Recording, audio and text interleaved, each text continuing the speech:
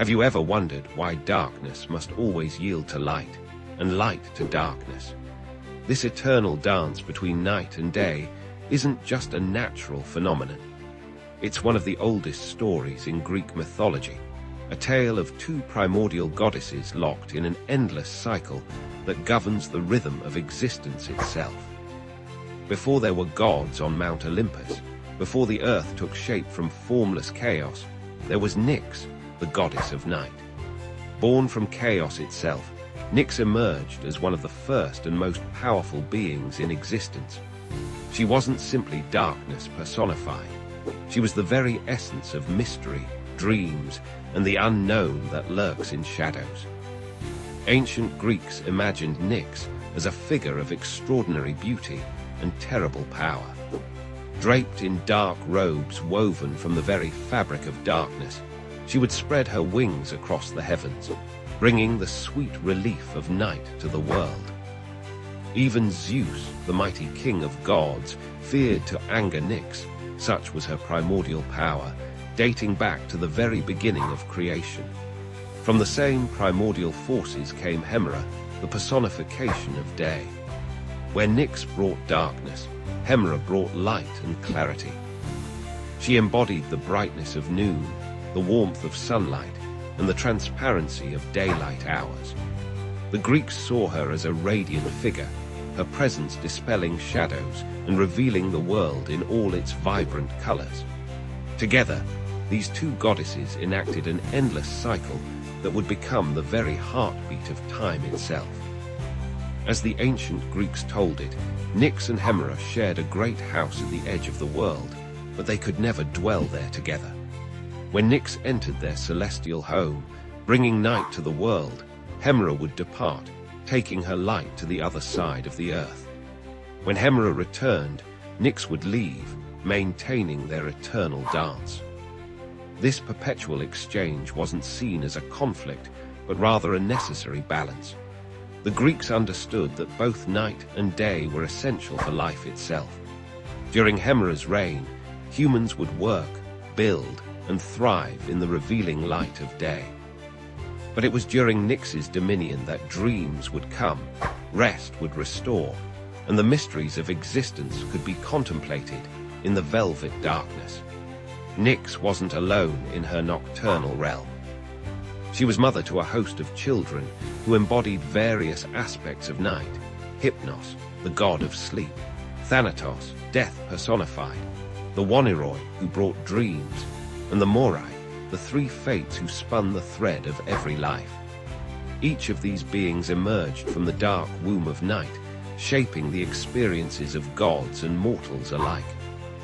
The ancient Greeks saw profound meaning in this cycle.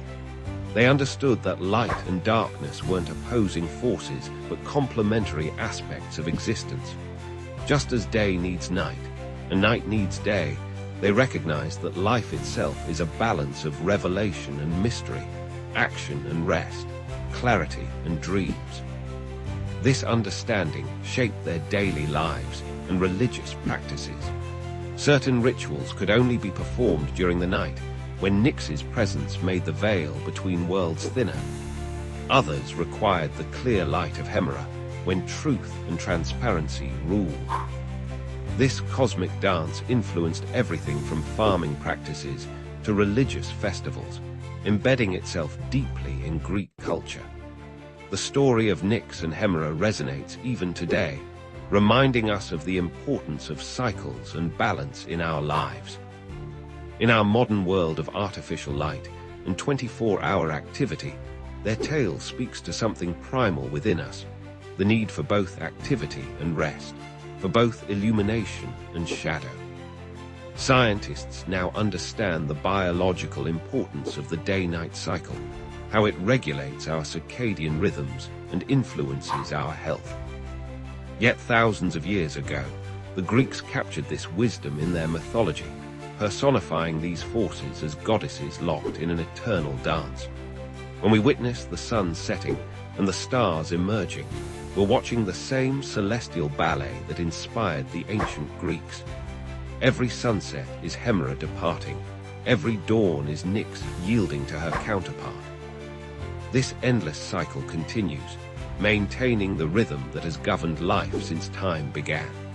In a world that often seems chaotic and unpredictable, the story of Nyx and Hemera reminds us that some patterns are eternal. Their dance continues, as it has since the beginning, marking time, governing life, and maintaining the delicate balance between light and shadow that makes our existence possible. Perhaps next time you watch the sun set or rise, you'll think of these two ancient goddesses, still performing their eternal dance across the cosmos, still maintaining the sacred rhythm of night and day that has shaped life since the dawn of time itself. Imagine being the only daughter in a family of 101 children. In the grand epic of Mahabharata, this extraordinary destiny belonged to one princess, Dusala, the sole sister of the 100 Kaurava brothers. Her story is a testament to the mysterious ways of divine will and the intricate tapestry of fate that shapes our existence. In the ancient kingdom of Hastinapura, Queen Gandhari, wife of King Dhritarashtra, received a powerful blessing from Lord Shiva. She would be blessed with 100 sons. However, the path to motherhood took an unexpected turn that would reshape the destiny of an entire dynasty. During her pregnancy, Gandhari carried a single mass for an unusually long period of 2 years. Growing impatient and disturbed by news of Kunti's firstborn son, she struck her womb in frustration. This action resulted in the emergence of a hard mass of flesh, leaving her devastated and confused about the fate of her blessed 100 sons. The great sage Vyasa, known for his divine wisdom and supernatural abilities, came to her aid. He instructed Gandhari to prepare 101 pots filled with clarified butter and special herbs. The mass was divided into 101 pieces, and each piece was placed in these pots. These vessels were then sealed and stored in a secure chamber, carefully maintained under specific conditions. Among these 101 pieces, one was notably different from the others. This piece would eventually develop into Dusala, marking her unique position as the only daughter among the 100 Kaurava brothers. The divine intervention that led to her birth alongside her brothers remains one of the most mystical events in Hindu mythology. As time passed, the first to emerge from these pots was Duryodhana, the eldest of the Kauravas. Following him came his 99 brothers, and finally, Dusala emerged, a princess whose destiny would be intertwined with both glory and tragedy. Her birth was celebrated throughout the kingdom, seen as a beautiful balance to the overwhelming masculine energy of her 100 brothers. Growing up in the royal palace of Hastinapura, Dusala's life was anything but ordinary. While her brothers engaged in warfare training and political education, she developed her own unique perspective on the unfolding events around her. Being the only daughter, she was deeply cherished by her parents and brothers, particularly Duryodhana, who showed her special affection. Dusala's life took a significant turn when she was married to Jayadratha, the king of Sindhu. This alliance was strategic, aimed at strengthening the political ties between Hastinapura and Sindhu. However, this marriage would later play a crucial role in the Great War of Kurukshetra, where the actions of her husband would have far-reaching consequences. The complexity of Dusala's position became evident during the Great War. She found herself torn between loyalty to her brothers and the reality of the conflict that engulfed her family. Her husband Jayadratha became a key figure in the war, particularly in the events leading to the death of Abhimanyu, Arjuna's son. Through all the turmoil, Dusala maintained her dignity and strength. When most of her brothers fell in the war, and her husband met his fate at the hands of Arjuna, she faced these tragedies with remarkable resilience. Her story teaches us about the strength required to maintain one's dharma in the face of overwhelming odds. In Hindu philosophy, Dusala's birth and life represent the concept of divine balance. In a family dominated by masculine energy, she brought the essential feminine presence that completed the cosmic harmony. Her existence reminds us that in the grand design of the universe, every soul has a unique purpose and role to play. The significance of Dusala's story extends beyond the boundaries of the Mahabharata. She symbolizes the importance of maintaining one's identity and dignity even in the most challenging circumstances.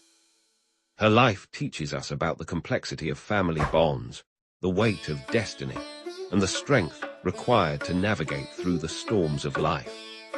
In modern context, Dusala's story resonates with themes of individuality, family dynamics, and the challenge of maintaining one's principles in complex situations. Her unique position as the only daughter among 100 brothers offers valuable insights into handling exceptional circumstances with grace and courage. As we reflect on Dusala's story, we learn that being different is not a weakness, but a source of unique strength. In a world that often demands conformity, her tale reminds us that our unique position in life, no matter how challenging, serves a greater purpose in the cosmic order of things. The story of Dusala, the princess among warriors, continues to inspire and teach us about the delicate balance between destiny and free will, between family duty and personal truth, and between the masculine and feminine energies that govern our universe. Imagine a world where dragons command the seas, where mirrors hold divine powers, and where every tree and stone pulses with sacred energy. This is the realm of Japanese mythology, where reality and magic dance together in an eternal embrace, shaping a culture that continues to captivate our imagination today. In the beginning, there was only chaos, a formless void where heaven and earth were one. From this primordial soup emerged the first deities, the kami, who would shape the world we know. As their celestial spear stirred the cosmic waters, the first drops that fell became the Japanese archipelago, a divine creation that would become the stage for countless mythological tales. At the heart of Japanese mythology stands Amaterasu, the radiant sun goddess. Born from the left eye of the creator deity Izanagi, she rules the heavens with grace and power. But even gods face struggles, as shown in the famous tale of her retreat into a cave. When her brother Susanoo, the storm god, wreaked havoc in her heavenly domain, Amaterasu withdrew into a cave, plunging the world into darkness. Only through the clever plan of other deities, involving a mirror, jewels, and a sacred dance, was she finally lured out, returning light to the world. The relationship between gods and humans in Japanese mythology is uniquely intimate. Unlike the distant deities of other cultures, the kami exist in everything around us, in mountains, rivers, trees, and even everyday objects.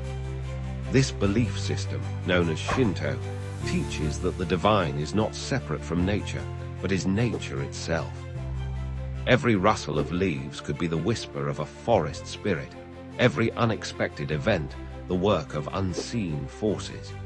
Japanese mythology teems with supernatural creatures known as yokai. These beings range from the mischievous to the malevolent, from the shape-shifting kitsune fox spirits to the mysterious kappa water imps.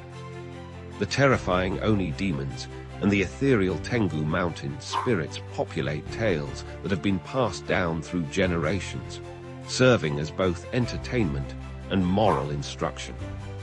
One of the most beloved figures in Japanese mythology is Inari, the deity of fertility, rice, and prosperity. Accompanied by white fox messengers, Inari's shrines dot the Japanese landscape, marked by distinctive red torii gates. These foxes, believed to possess powerful magic, can transform into human form, leading to countless tales of mystery and deception. The imperial family of Japan traces its lineage directly to the gods through Ninigi, grandson of Amaterasu.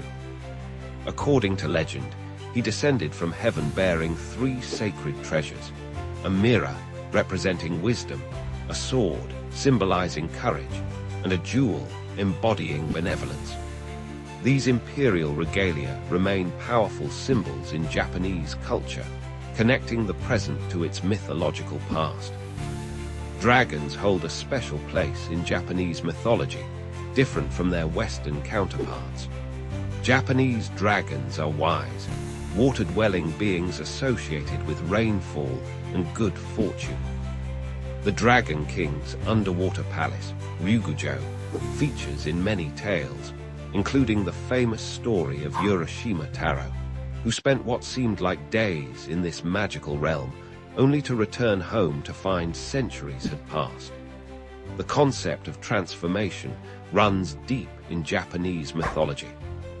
Tales abound of humans turning into animals, objects gaining consciousness, and spirits taking physical form. The story of the crane wife, where a grateful crane transforms into a beautiful woman to marry her rescuer, reflects the Japanese belief in the fluid boundaries between the natural and supernatural worlds. Modern Japan still pulses with these ancient beliefs. Shinto shrines and Buddhist temples stand amid gleaming skyscrapers. People still observe traditions rooted in mythology, from New Year's visits to shrines to seasonal festivals honoring local kami. Contemporary anime and manga draw heavily from these ancient tales, reimagining gods and yokai for new generations. The influence of Japanese mythology extends far beyond Japan's shores. Its unique aesthetic and philosophical elements have inspired countless works of art, literature, and entertainment worldwide.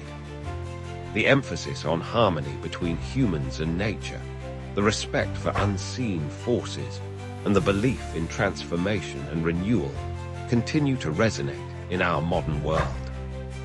These myths remind us that the extraordinary lies within the ordinary, that divinity can be found in the simplest aspects of nature, and that the line between the magical and the mundane is thinner than we might think.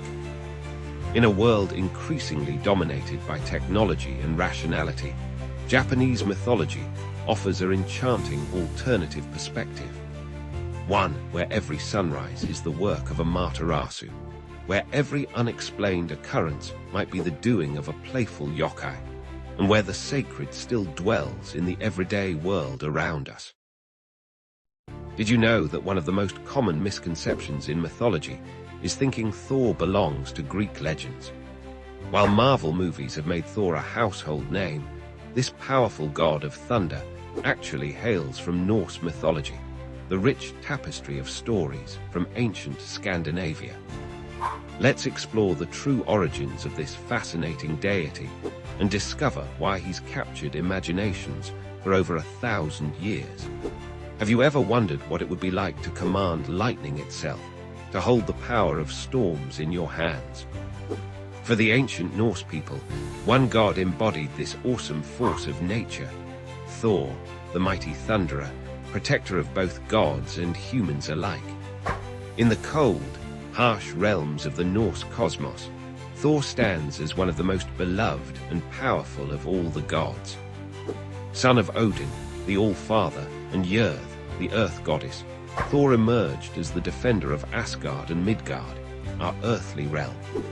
With his flowing red hair, mighty beard, and fierce eyes, Thor cuts an imposing figure that has captured imaginations for over 1,000 years. But what truly sets Thor apart is his legendary weapon, Mjolnir, the hammer that can level mountains and summon devastating storms. This remarkable instrument wasn't just any magical tool. Forged by master dwarven craftsmen in the heart of their underground realm, Mjolnir was made from magical metals and imbued with powers beyond mortal comprehension. Only those worthy of its power can lift it, and in Thor's hands, it becomes an unstoppable force of justice. Thor's role in Norse mythology goes far beyond simply being a warrior god. He represents the protector of order against chaos, the defender of civilization against the forces that threaten to destroy it. When thunder rolls across the sky, the ancient Norse people would say that Thor rides his chariot, pulled by two magical goats named Tangrisnir and Tangjosta, whose hooves create lightning as they race through the heavens. Among Thor's greatest adversaries are the giants, particularly the mighty serpent Jörmungandr, the world's serpent. This massive creature circles the entire world, holding its own tail in its mouth. According to prophecy, Thor and Jörmungandr are destined to kill each other during Ragnarök, the twilight of the gods. This eternal enmity represents the constant battle between order and chaos, between protective force and destructive power. One of Thor's most famous adventures involves his journey to the court of the giant king Utgarda-Loki. There, Thor faces a series of seemingly impossible challenges. He attempts to lift a cat, which turns out to be the world's serpent in disguise. He wrestles with an old woman who is actually the personification of old age itself. Though he appears to fail these tasks, his true strength is revealed. He nearly lifts the serpent clear of the ocean and puts up an impressive fight against the one force that no being can defeat, time itself. Thor's relationship with his fellow gods reveals much about his character. Though quick to anger, he's fiercely loyal to his allies. His friendship with Loki, the trickster god, leads to many adventures, though their relationship becomes increasingly strained as Loki's mischief turns to malice.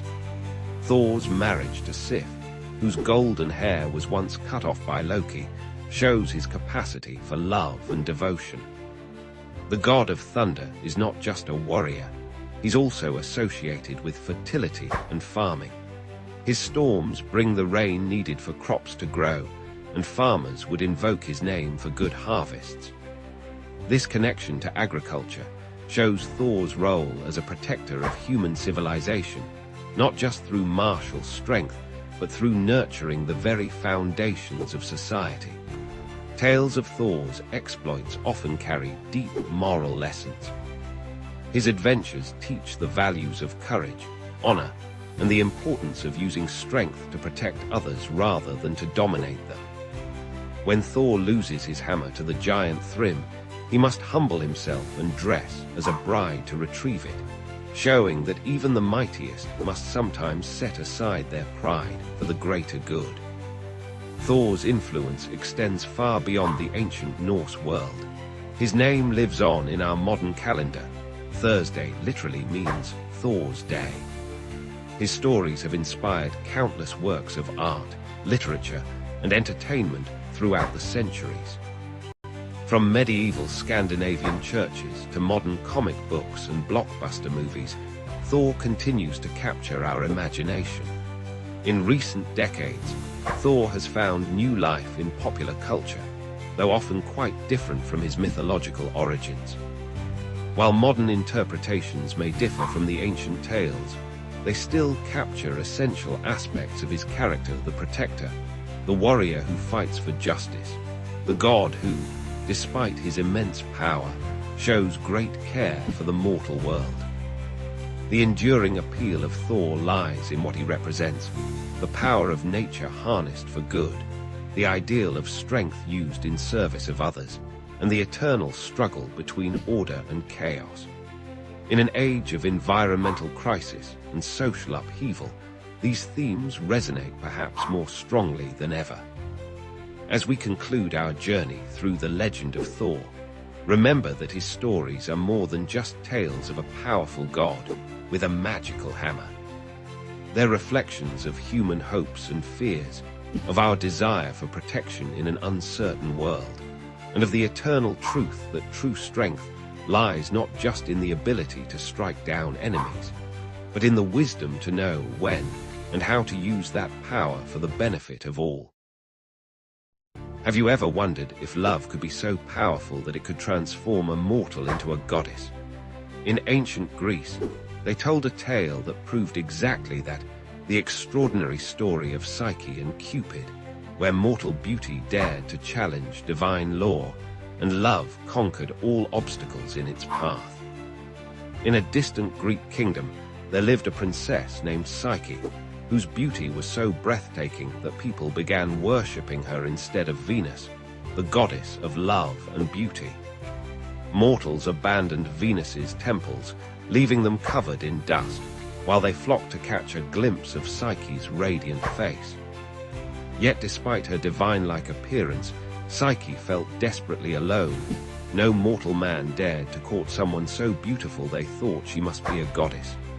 Venus, consumed by jealousy, devised a cruel plan. She commanded her son Cupid, the mischievous god of love, to make Psyche fall in love with the most hideous creature on earth. But fate had other plans. When Cupid saw Psyche, he was so startled by her beauty that he accidentally pricked himself with his own arrow of love. In that instant, the god of love himself fell hopelessly in love with the mortal princess. Concerned by their daughter's lack of suitors, Psyche's parents consulted an oracle of Apollo. The oracle's response was devastating. Psyche was to be left on a mountain, where a terrible monster would claim her as his bride.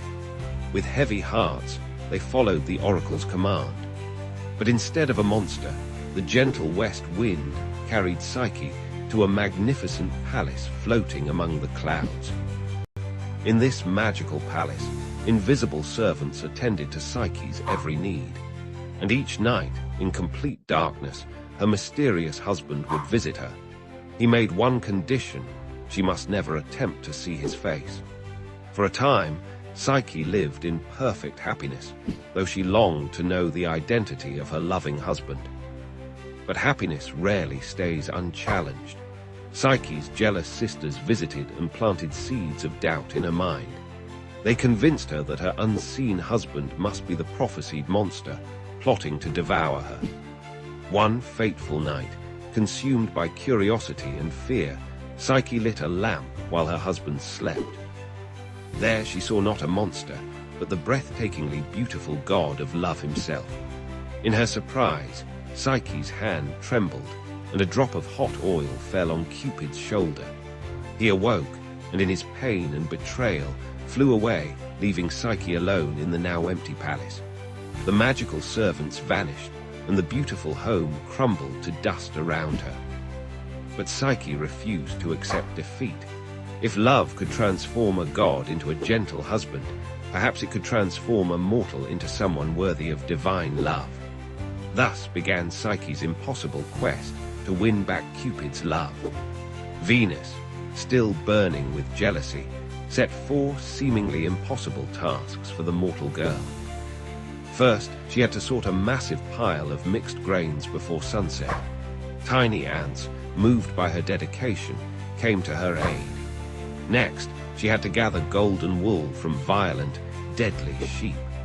A river reed whispered the secret of collecting wool caught in brambles instead. The third task required collecting water from the source of the river Styx, where dragons guarded the treacherous cliffs. Jupiter's eagle himself helped her complete this task, but the final challenge seemed truly impossible. Venus demanded Psyche journey to the underworld itself to bring back a portion of Prosperna's beauty in a box. Guided by a mysterious voice, Psyche navigated the dangers of the underworld. She avoided the temptation to help suffering souls, kept coins in her mouth for Charon the ferryman, and gave treats to Cerberus, the 3-headed guard dog. Yet after successfully completing her mission, curiosity once again got the better of her. Psyche opened the box, hoping to take a tiny bit of divine beauty for herself. But the box contained no beauty. Instead, it held the sleep of the dead. As Psyche fell into a death-like slumber, Cupid, who had been watching over her throughout her trials, could no longer stay away. His love for her had only grown as he witnessed her courage and determination. He wiped the deadly sleep from her eyes and pleaded with Jupiter to make their love legitimate. Moved by their devotion, Jupiter granted Psyche immortality. Even Venus, seeing how far a mortal would go for love, finally accepted their union. Psyche became the goddess of the soul, and her marriage to Cupid was celebrated with a grand feast on Mount Olympus. Their daughter was named Volupta's pleasure, symbolizing the union of love and the soul. This timeless tale reminds us that true love requires more than just physical beauty. It demands trust, courage, and perseverance. Psyche's journey from mortal to goddess shows us that love has the power to transform not just our circumstances, but our very being. Her story has inspired countless artists and writers throughout history, from ancient Roman frescoes to Renaissance paintings, and continues to captivate audiences today. In the end, Psyche and Cupid's story teaches us that the greatest obstacles to love often come from our own doubts and fears. Yet when we face these challenges with determination and faith, even the impossible becomes possible. After all, isn't that what love is all about? Believing in something greater than ourselves, even when the gods themselves seem to stand in our way. Have you ever wondered what happens when two ancient Greek gods clash over the mastery of nature itself? Imagine waves as tall as mountains crashing against the shores of Greece, while a goddess stands resolute against their fury. This is the tale of how Athene, goddess of wisdom and strategic warfare, proved her divine might against Poseidon, the temperamental ruler of the seas. In the golden age of ancient Greece, when gods walked freely among mortals, the realms of divine power were clearly defined. Poseidon commanded the vast oceans, his trident stirring up storms that could shatter coastlines. Athene, born from Zeus's head fully grown and armed, governed wisdom, strategic warfare, and the practical arts of civilization. Yet sometimes, even the most established boundaries between divine powers were tested. The conflict began when sailors and coastal dwellers increasingly turned to Athene for protection during their maritime ventures. They had grown weary of Poseidon's unpredictable nature, his tendency to wreck ships on a whim, and his storms that devoured entire fleets. These mortals recognized that Athene's gift of wisdom might offer a safer passage across the treacherous seas than Poseidon's volatile favors. Poseidon, his pride wounded by this shift in mortal allegiance, unleashed his fury upon the Mediterranean. Waves rose like liquid mountains, storms darkened skies that had never known such darkness, and the seas churned with unprecedented violence. His message was clear. No other deity, not even Zeus's favorite daughter, could challenge his dominion over the waters. Athene watched from Mount Olympus as coastal cities suffered and trade routes became impassable. Unlike her impulsive uncle, she understood that true power lay not in destruction, but in mastery and control. She knew she must act, not just to protect her mortal followers, but to demonstrate that wisdom could tame even the wildest forces of nature. One stormy morning, Athene descended to Cape Saunian, where one of her most sacred temples stood overlooking Poseidon's domain. The sea god had whipped the waters into a frenzy, creating waves that threatened to devour the very cliffs upon which her temple was built. As lightning split the sky and thunder shook the earth, Athene raised her spear. Instead of meeting force with force, Athene employed her legendary strategic mind. She began by understanding the patterns within Poseidon's chaos, the rhythms hidden in the storm's rage. With each wave that crashed against the cliffs, she learned more about the nature of the sea itself.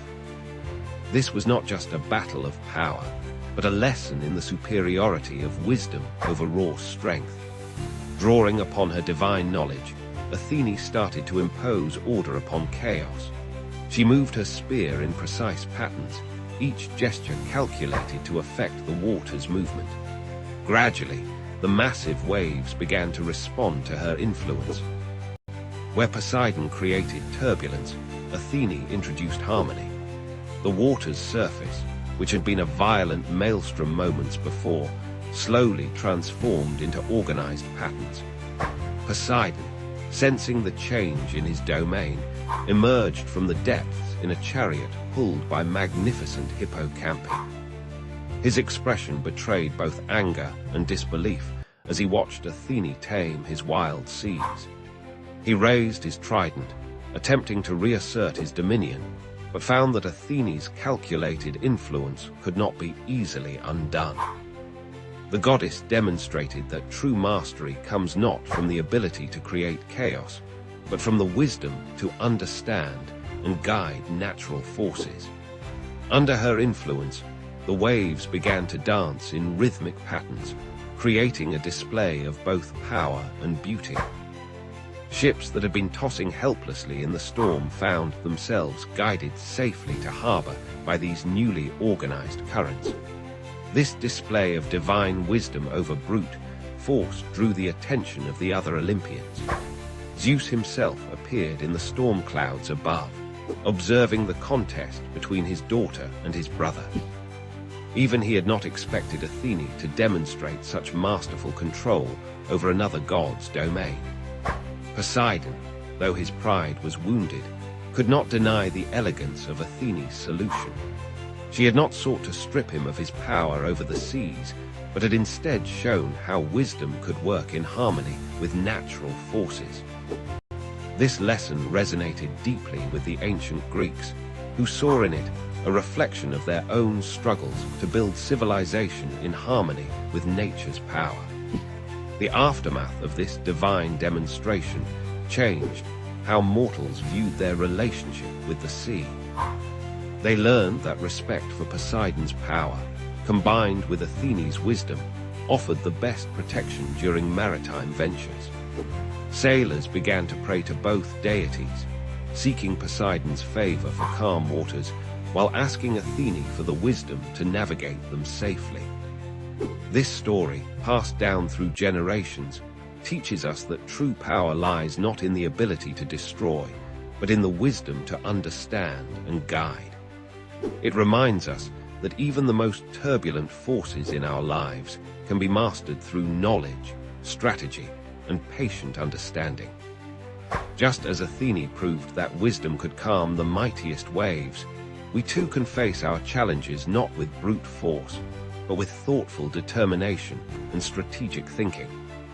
The temples at Cape Saunian still stand today, monuments to both Athene and Poseidon, reminding visitors of this ancient lesson in the triumph of wisdom over chaos. In their weathered columns, we can still feel the echo of that divine contest, where a goddess of wisdom proved that understanding nature's power is greater than merely wielding it. Have you ever wondered what it would be like to wield the power of lightning, command the seas, or rule the underworld? For the ancient Greeks, these weren't just flights of fancy. They were the very real powers of their gods and goddesses, beings who controlled every aspect of their world and still captivate our imagination today. Before there were gods, there was chaos. From this primordial void emerged the first divine beings, including Gaia, Mother Earth herself, and Uranos, the sky. Their children, the Titans, ruled the world until a new generation of gods, led by Zeus, rose to challenge them in an epic war that shook the foundations of the cosmos. After their victory, Zeus and his siblings divided the world among themselves. Zeus claimed the heavens and became the king of gods, wielding his mighty thunderbolt to maintain order. His brother Poseidon took dominion over the seas, commanding storms and earthquakes with his legendary trident. The third brother, Hades, was given the underworld, where he ruled over the souls of the departed.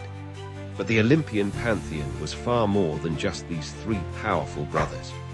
Hera, Zeus's wife and queen, became the guardian of marriage and childbirth, though she spent much of her time dealing with her husband's countless affairs.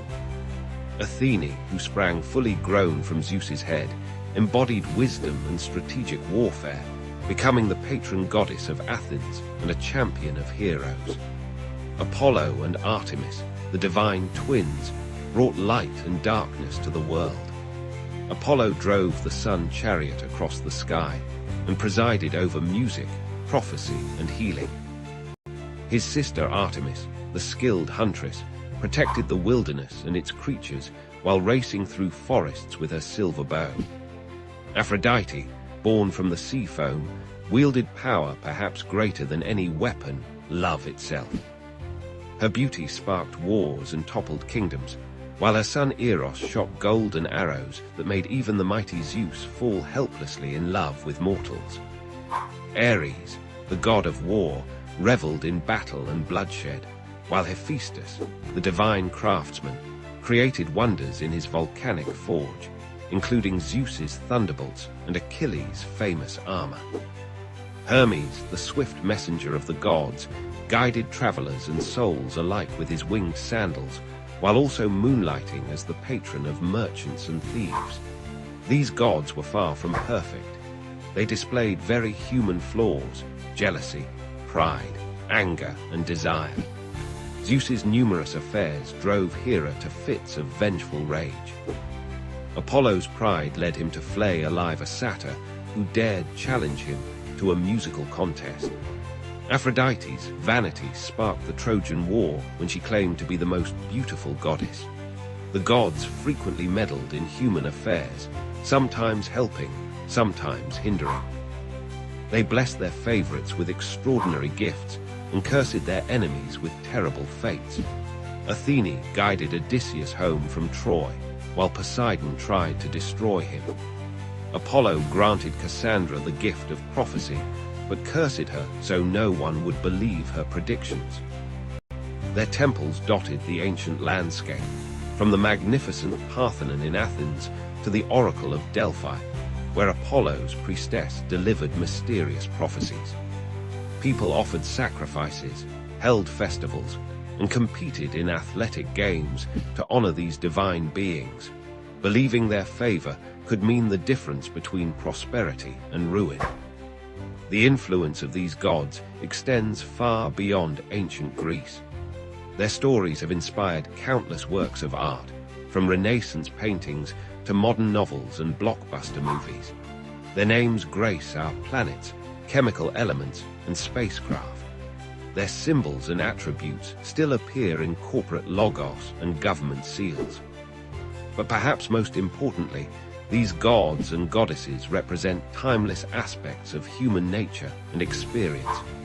Zeus represents authority and justice, but also the corruption of power. Aphrodite embodies love's ability to create or destroy. Athene shows how wisdom and strength can coexist. Their stories help us understand our own struggles with power, love, destiny, and mortality. The Greek gods remind us that even immortal beings aren't immune to the complexities of existence. They teach us that great power comes with great responsibility and often great temptation. Their tales warn us about the dangers of hubris while celebrating the potential for greatness in both divine and human nature. Today, while we may not worship at their temples or offer them sacrifices, the Greek gods and goddesses continue to reign in our cultural imagination. Their stories still resonate because they reflect universal truths about power, family, love, and the eternal struggle between order and chaos. In their strengths and flaws, their triumphs and failures, we see reflections of our own humanity, magnified to divine proportions. These Olympian gods, with their all-too-human personalities and superhuman powers, remain powerful symbols of the forces that shape our lives and our world. Their legacy lives on, reminding us that the stories we tell about divine beings often reveal profound truths about ourselves. What lengths would you go to protect your love and kingdom? In ancient Greece, one remarkable queen's answer to this question became legendary, as she employed wit and wisdom to outmaneuver an army of suitors who threatened everything she held dear. In the grand palace of Ithaca, Queen Penelope faced a crisis that would test both her loyalty and cleverness. Her husband, the legendary King Odysseus, had been absent for nearly 20 years. First, he'd gone to fight in the Trojan War, and then, due to the gods' interference, his journey home became an epic odyssey of its own. While tales of his adventures spread across the Mediterranean, Penelope's own story of resilience unfolded within the walls of their palace. As years passed without word from Odysseus, noble families from across Greece became convinced the king must surely be dead. More than 100 suitors descended upon Ithaca, each hoping to marry Penelope and claim the throne. These men weren't merely persistent, they were parasites, making themselves at home in the palace, feasting daily on the kingdom's resources and depleting the royal wealth that rightfully belonged to Penelope's son, Telemachus. But Penelope, blessed with intelligence that rivaled her husband's legendary cunning, refused to be forced into a marriage she didn't want. Yet she couldn't simply reject the suitors outright. Doing so might provoke them into violence, endangering both her life and her son's claim to the throne. She needed a strategy that would buy her time while maintaining the delicate balance of power. That's when Penelope devised one of the most brilliant deceptions in Greek mythology. She announced to the suitors that she would choose a new husband, but only after she completed weaving a funeral shroud for Odysseus's elderly father, Laertes. This was a perfectly reasonable request. Preparing burial clothes for family members was a traditional duty of Greek noblewomen. The suitors could hardly object to such a pious act without revealing their true, dishonorable intentions. What the suitors didn't know was that Penelope had transformed this simple task into an ingenious trick. Each day, she would sit at her loom in full view of the palace, diligently weaving the elaborate burial shroud. But each night, by the light of torches, she would secretly unravel her day's work. This way, the shroud never neared completion, and Penelope kept her unwanted suitors at bay. For 3 years, this clever deception continued. While the suitors grew increasingly frustrated, none suspected the truth behind the never-ending weaving project. Penelope's hands worked tirelessly, weaving by day, unraveling by night, while her mind remained fixed on her beloved Odysseus, hoping against hope for his return. But as with many secrets in ancient Greece, the truth eventually came to light. One of Penelope's servants, perhaps seeking favor with the suitors, revealed her mistress's nightly unraveling. The suitors were furious at being outwitted by a woman, and their demands for her to choose a husband grew more aggressive. Yet even when her clever plan was discovered, Penelope remained steadfast. She had bought precious time, 3 years of maintaining her independence and protecting her son's inheritance. Her intelligence and determination had proven that she was every bit as resourceful as her famous husband. This tale resonates deeply with themes that remain relevant today. It speaks to the power of intellectual resistance against brute force, the strength found in quiet determination, and the importance of staying true to one's principles even when faced with overwhelming pressure. Penelope's weaving trick demonstrates how creativity and wit can be powerful weapons against those who rely solely on wealth and status. The story also challenges traditional gender roles in ancient Greek society. While the suitors attempted to claim power through aggressive pursuit and intimidation, Penelope maintained control through cunning and peaceful resistance. Her loom became both a symbol of traditional feminine duties and a tool of sophisticated political maneuvering. In Greek art and literature, Penelope's weaving has become a powerful metaphor for loyalty, patience, and clever resistance. Countless ancient vases depict her at her loom, and her story has inspired artists and writers for over 2 millennia. The phrase Penelope's web entered common language, referring to any task that seems never-ending or any clever plan to buy time. What makes Penelope's story particularly compelling is that she didn't need divine intervention or magical powers to overcome her challenges. Unlike many Greek myths where gods and monsters dominate the narrative, Penelope relied entirely on her own intelligence and determination. She proved that sometimes the greatest power lies not in physical strength or divine favor, but in the quiet persistence of human ingenuity. Today, Penelope's tale continues to inspire. Her story reminds us that resistance doesn't always require grand gestures or open confrontation. Sometimes, the most effective strategy is patient, intelligent manipulation of circumstances, turning seemingly powerless positions into sources of strength. In a world that often celebrates immediate action and direct conflict, Penelope's careful, measured approach offers an alternative model of power and resistance that remains remarkably relevant. Thank you for watching. Please like, share, and subscribe for more amazing mythology stories. What would happen if you angered one of the most powerful gods in the Greek pantheon? For the mighty Greek army at Troy, this wasn't a hypothetical question. It was a devastating reality that would teach them the price of disrespecting the divine. In the 10th year of the Trojan War, as Greek warriors besieged the mighty walls of Troy, a desperate father approached their camp. Chryses, a priest of Apollo, came bearing precious gifts and a humble request. His daughter, Chryses, had been taken captive by the Greeks and given as a prize to their supreme commander, Agamemnon. Now, this elderly priest sought to ransom her freedom. Chryses wore the sacred wreath of Apollo upon his head, marking him as a servant of the mighty god of sun, prophecy, and healing. He approached with respect, offering generous treasures for his daughter's return. The Greek soldiers, recognizing the wisdom in honoring a priest of Apollo, murmured their approval. But Agamemnon, consumed by pride and greed, had other plans. The king of Mycenae publicly humiliated the elderly priest, scorning his offerings and his prayers. Agamemnon's words cut sharper than any blade. "Old man, let me not find you lingering by our ships, nor coming here again.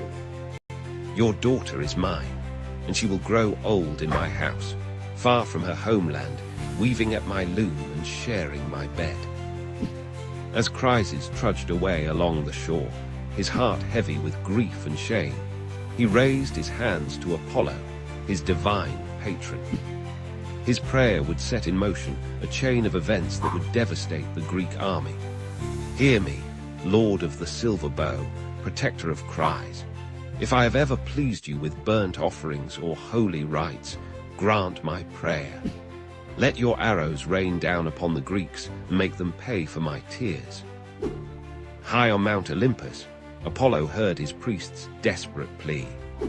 The god's wrath kindled like a raging wildfire. Known for both healing and destruction, Apollo could bring either gentle warmth or scorching death. Now he chose the latter. Descending from Olympus, his silver bow gleaming in the darkness, Apollo took aim at the Greek camp. For 9 days, the god's arrows rained death upon the Greeks. But these were no ordinary arrows. Each shaft carried invisible plagues that spread through the army like wildfire. First, the arrows found the camp's dogs and mules, then turned their deadly aim toward the soldiers themselves.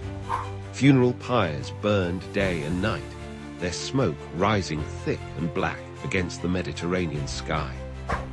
The mighty Greek army, undefeated in battle, now fell before an invisible enemy they couldn't fight with swords or spears. Men who had survived countless battles succumbed to burning fevers and painful deaths. The plague showed no mercy, claiming both common soldiers and noble warriors alike. The beach, once filled with the sounds of military preparations, now echoed with the groans of the dying. On the 10th day, as bodies continued to pile up, Achilles, greatest of the Greek warriors, called an assembly. He knew this catastrophe was no natural occurrence. It bore the unmistakable mark of divine punishment. The hero demanded answers from Calchas, their most trusted seer, who could interpret the will of the gods. Calchas revealed the truth. Apollo's wrath had been kindled by Agamemnon's treatment of Chryses. The only way to end the plague was to return Chryses to her father, along with proper offerings and sincere apologies to both the priest and the god. But Agamemnon, even in the face of his army's decimation, initially refused to yield. This crisis revealed a crucial lesson about Greek beliefs. The gods were not distant, uninvolved beings, but active participants in human affairs. Disrespect toward their representatives, in this case, Apollo's priest, brought swift and terrible consequences. The Greeks believed that maintaining proper relationships with the gods through respect, sacrifice, and humility was essential for survival. Eventually, faced with the complete destruction of his army, Agamemnon relented. Chryses was returned to her father with gifts and offerings to Apollo. Chryses, showing the mercy his king had lacked, prayed again to Apollo, this time for the plague to end. The god, satisfied that his priest's honor had been restored, lifted his deadly curse from the Greek camp. This story, preserved in the opening books of Homer's Iliad, resonated deeply with ancient Greeks and continues to captivate us today. It speaks to universal themes: the danger of hubris, the importance of respect for the sacred, and the terrible price of pride.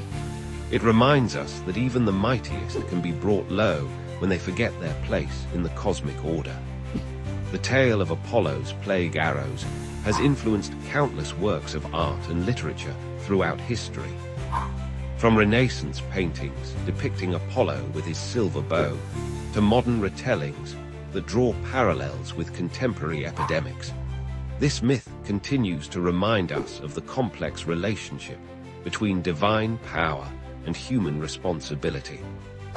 In the end, this ancient story teaches us that true strength lies not in unbridled pride or absolute power, but in wisdom, respect, and the ability to acknowledge our own limitations.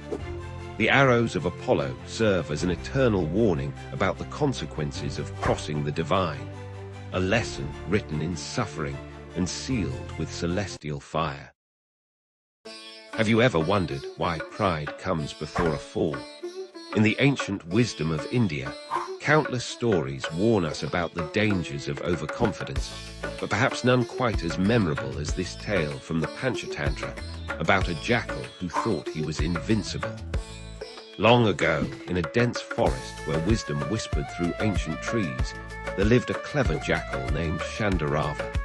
Unlike his fellow jackals who were content with their simple lives, Shandarava believed he was destined for greatness. His keen wit had helped him survive many dangerous situations, and with each success, his pride grew larger than the last. The forest where Shandarava lived was home to many creatures: majestic tigers, wise elephants, fierce lions, and countless other beings who lived in harmony with nature's laws. Each animal knew its place in the grand dance of life, except for our friend Shandarava, who dreamed of ruling over them all. One day, while prowling through his territory, Shandarava discovered an abandoned palace garden. Time had transformed this once royal space into a wild haven, where fruit trees grew untamed and crystal-clear pools reflected the sky. In these pools, Shandarava saw his reflection and became convinced that his destiny was to become king of the forest. His fur, tinted blue from the indigo plants he had rolled in while exploring the garden, gave him an unusual appearance. Looking at his reflection, Shandarava hatched a clever plan. He would use his unique appearance to convince the forest dwellers that he was no ordinary jackal, but a divine being sent by the gods themselves to rule over them. Climbing atop the highest rock in the garden, Shandarava let out a call unlike any the forest had ever heard, a mixture of a jackal's cry and his attempt at a lion's roar. The strange sound echoed through the forest, drawing curious animals from every direction.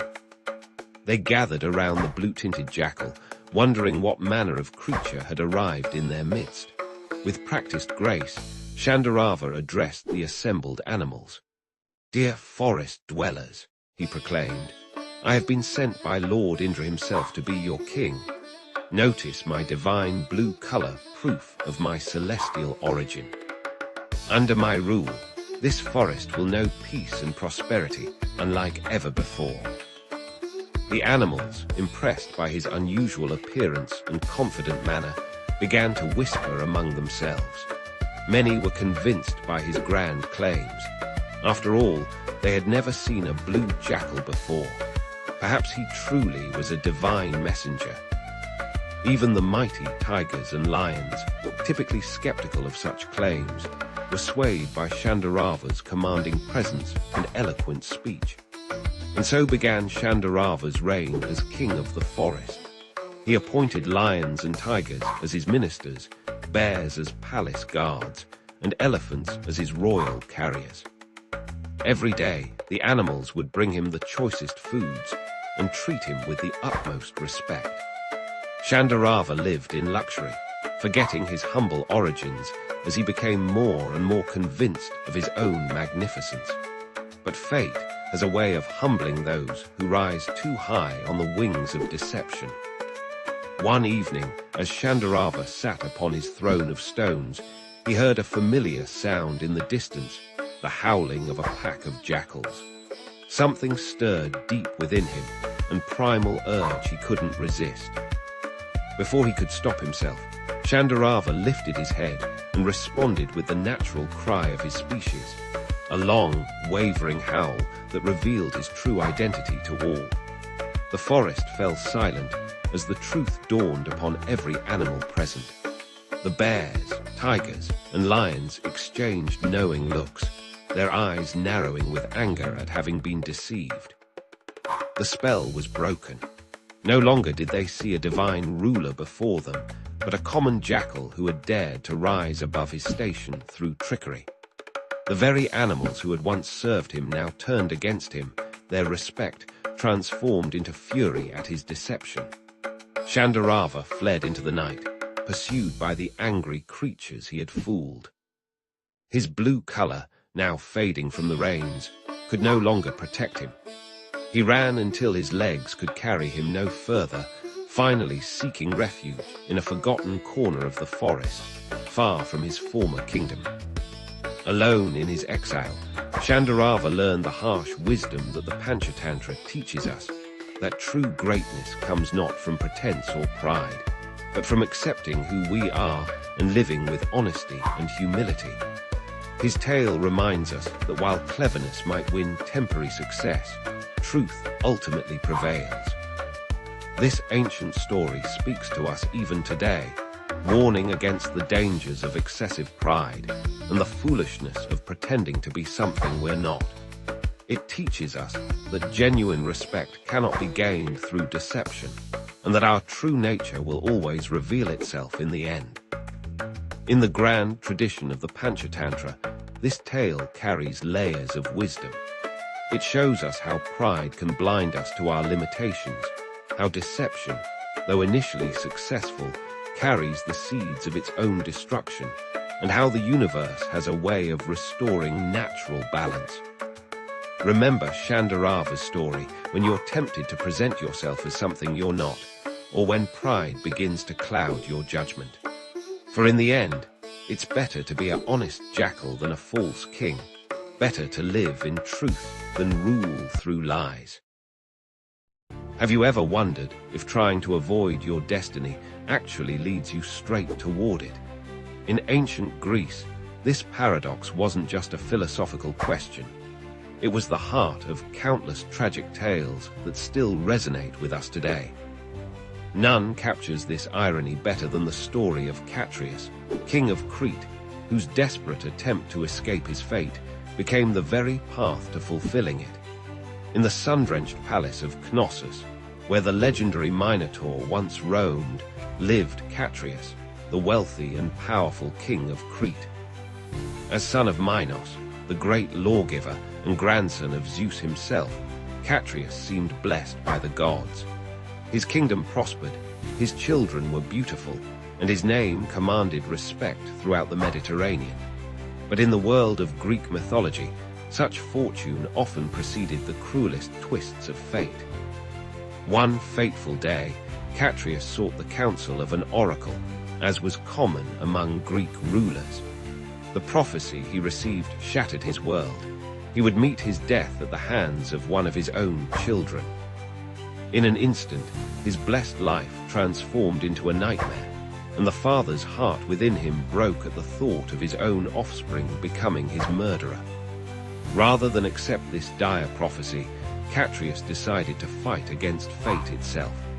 In his mind, if he could separate himself from his children, the prophecy could never come true. But his solution would set in motion a chain of events that would prove the oracle's words horrifyingly accurate.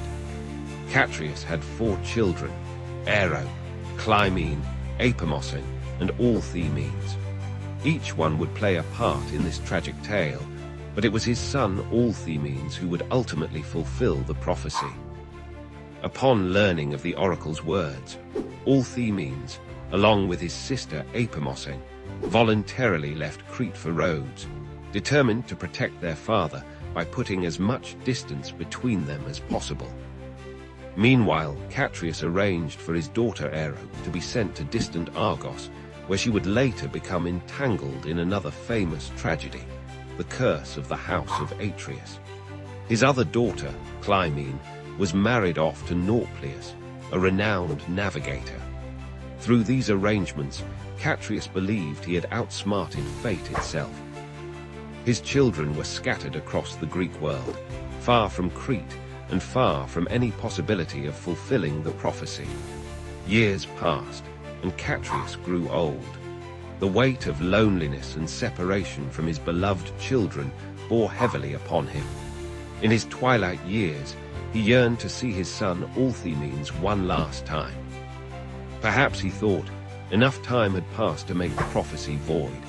Perhaps the gods would show mercy to an old man seeking reconciliation with his child. So Catreus set sail for Rhodes, his heart full of hope for a reunion with his son. But fate had other plans. When his ship landed on the Rhodian shore at night, local shepherds mistook Catreus and his crew for pirates, a common threat in those waters. They quickly spread the alarm throughout the island. Allthemenes, who had become a respected protector of Rhodes, rushed to defend his adopted home from the supposed pirates. In the darkness and confusion, he hurled his spear with deadly accuracy straight into the heart of a man he couldn't see clearly. Only as he approached the fallen figure did the horrible truth reveal itself. He had killed his own father, exactly as the prophecy had foretold. When Allthemenes realized what he had done, his grief was unbearable. He prayed to the gods to swallow him up, and according to legend, the earth opened and consumed him. Thus ended the tragic tale of Catreus and his son, a story that has echoed through the centuries as a powerful reminder of fate's inexorable power. This myth speaks to a fundamental truth that the ancient Greeks understood well. Destiny often works in mysterious and ironic ways. Every action Catreus took to avoid his fate, sending his children away, living in isolation, and even his final attempt at reconciliation, created the very circumstances that would bring about his prophesied end. The story of Catreus resonates deeply with human nature. How often do our fears of what might happen lead us to actions that create the very outcomes we sought to avoid? The Greeks used these tales to explore profound questions about free will, destiny, and the complex relationship between our choices and their consequences. In modern times, this myth continues to inspire storytellers and artists who recognize in it timeless themes about family, fate, and the often tragic consequences of our attempts to control the future. It reminds us that sometimes the harder we fight against our destiny, the more firmly we cement it in place. The tale of Catreus teaches us that while we cannot escape our fate, perhaps wisdom lies not in fighting against it, but in facing it with courage and understanding. In the end, it wasn't the prophecy that created the tragedy, it was the fear of it. This ancient story continues to serve as a powerful meditation on destiny, free will, and the complex bonds between parents and children, proving that even after thousands of years, Greek mythology remains a mirror in which we can see our own struggles and dilemmas reflected. In the unfathomable depths of cosmic time, when the universe was young and gods walked among mortals, a profound truth emerged: the power of sacred vows to transform consciousness and bridge the gap between the human and divine. These weren't mere promises, but mystical keys that could unlock the gates of spiritual liberation. The Puranas tell us that in the beginning, when the great Lord Brahma first created the universe, he noticed a fundamental challenge. The cosmic forces were in constant flux, causing chaos in the minds and hearts of living beings. To establish order and provide a path to higher consciousness, Brahma initiated the first sacred vow, a commitment to maintain universal dharma for an entire cosmic day. As the story goes, the celestial sage Narada once asked Lord Brahma about the origin of these sacred vows. Brahma revealed how the first vows emerged from the primordial ocean of consciousness itself. When the great churning of the cosmic ocean took place, along with divine nectar and celestial treasures, emerged the essence of spiritual disciplines, the sacred vows. The power of these vows first manifested when the great goddess Parvati undertook severe austerities to win Lord Shiva's heart. For thousands of years, she observed the most rigorous vows, standing on one leg, surviving only on fallen leaves, and finally sustaining herself on air alone. Her unwavering dedication not only earned Shiva's grace, but established the transformative potential of sacred vows for all humanity. The Puranas speak of how these divine practices gradually descended to the human realm. The great sage Vasishtha received the knowledge of vows through deep meditation and shared them with humanity. He taught that every sacred vow carries within it a seed of divine power, waiting to blossom through sincere practice. Among the most powerful vows revealed was the Ekadashi Vrata, born from an extraordinary cosmic event. When the demon Mura threatened the balance of the universe, Lord Vishnu entered into yogic sleep. From his divine body emerged a maiden of incredible power, Ekadashi. She vanquished the demon and became personified as the sacred vow of fasting on the 11th day of every lunar fortnight. The Puranas explain how different vows emerged to address various human needs and spiritual aspirations. The Savitri Vrata arose when the devoted wife Savitri used the power of her sacred vow to reclaim her husband's life from Yama, the Lord of Death. Her unwavering dedication established this vow as a powerful practice for protecting marital bonds and family harmony. Each sacred vow carries specific cosmic energies.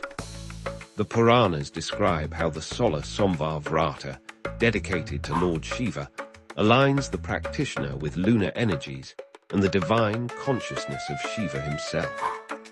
The Santoshi Mata Vrata emerged in recent cosmic history when the goddess manifested to bring contentment and fulfillment to her devotees.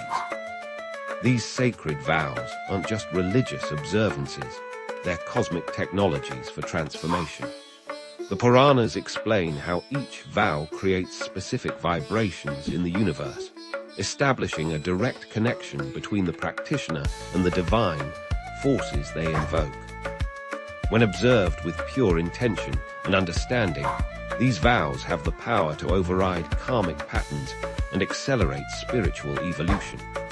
The great sage Vyasa revealed that sacred vows work through three principal mechanisms. First, they create spiritual discipline and purify consciousness. Second, they establish a rhythmic connection with cosmic forces. Third, they invoke the grace of specific deities who oversee different aspects of existence. Perhaps the most profound teaching about sacred vows comes from the story of King Dhruva. As a child, when denied his rightful place on his father's lap, he undertook severe vows under sage Narada's guidance. His dedication was so intense that it moved Lord Vishnu himself to appear before him. Dhruva's transformation from a hurt child to an enlightened soul demonstrates the extraordinary potential of sacred vows. The Puranas emphasize that the true power of vows lies not in their external observance, but in their internal transformation. Each vow is a sacred contract with the cosmic forces, a promise to align one's life with higher principles. When observed with devotion, understanding, and consistency, these vows gradually unveil the practitioner's divine nature. In our modern age, these ancient vows continue to serve as bridges between the mundane and the divine. They remind us that spiritual evolution isn't just about philosophical understanding, but about practical transformation through dedicated practice. Every sincere observation of a sacred vow creates ripples in the cosmic ocean of consciousness, contributing to the universal harmony and individual enlightenment. The Puranas conclude that sacred vows are eternal principles, existing beyond time and space. They are divine gifts, cosmic tools that enable ordinary beings to achieve extraordinary spiritual heights. In the great cosmic dance of creation, these vows serve as the subtle threads that weave together human aspiration and divine grace, leading practitioners toward the ultimate goal of self-realization. Imagine a river so powerful that it flows through three worlds: heaven, earth, and the netherworld. A river whose waters carry not just life, but the very essence of divine grace. This is the story of Ganga, the celestial river that descended from the heavens through Lord Shiva's matted locks to bless our earthly realm. In the celestial realm of Devaloka, Ganga once flowed as a magnificent river of cosmic consciousness, her waters shimmering with divine light. But the story of her earthly descent begins with a king named Sagara and his 60,000 sons. These princes, searching for their father's sacrificial horse, accused an innocent sage of theft. In their arrogance, they disturbed his meditation, and with a single glance, the sage reduced them to ashes. Their souls, trapped between worlds, needed the purifying touch of Ganga's waters for liberation. For generations, the descendants of Sagara tried to find a way to bring Ganga to earth. It was King Bhajaratha, after several generations, who finally undertook the tremendous task of bringing the celestial river to the mortal realm. Bhajaratha performed severe penances for over 1,000 years. Standing on one leg, surviving only on air, his determination finally moved Lord Brahma, the creator. Brahma agreed to send Ganga down to earth, but there was a grave concern. The force of Ganga's descent would be so tremendous that it would destroy the earth itself. Only one being could help Lord Shiva, the great destroyer and protector. Bhajaratha then directed his prayers to Lord Shiva, performing even more intense austerities. Pleased with his devotion, Shiva agreed to catch Ganga in his matted locks. But Ganga, proud of her divine status, thought to sweep Shiva away with her mighty force. She descended from the heavens like a thundering cascade of cosmic power. Little did she know that Lord Shiva, the master of all elements, could easily contain her force. As she fell, Shiva captured her within his matted hair, where she wandered for countless years, humbled by his divine power. This taught Ganga her first lesson in humility.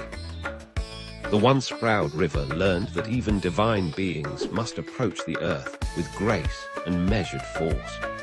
Bhagiratha prayed again, this time for Shiva to release Ganga. Moved by the king's unwavering devotion, Shiva allowed the river to flow from his locks in smaller, gentler streams. This is why Ganga is also known as Bhagirathi, named after the king whose determination brought her to earth.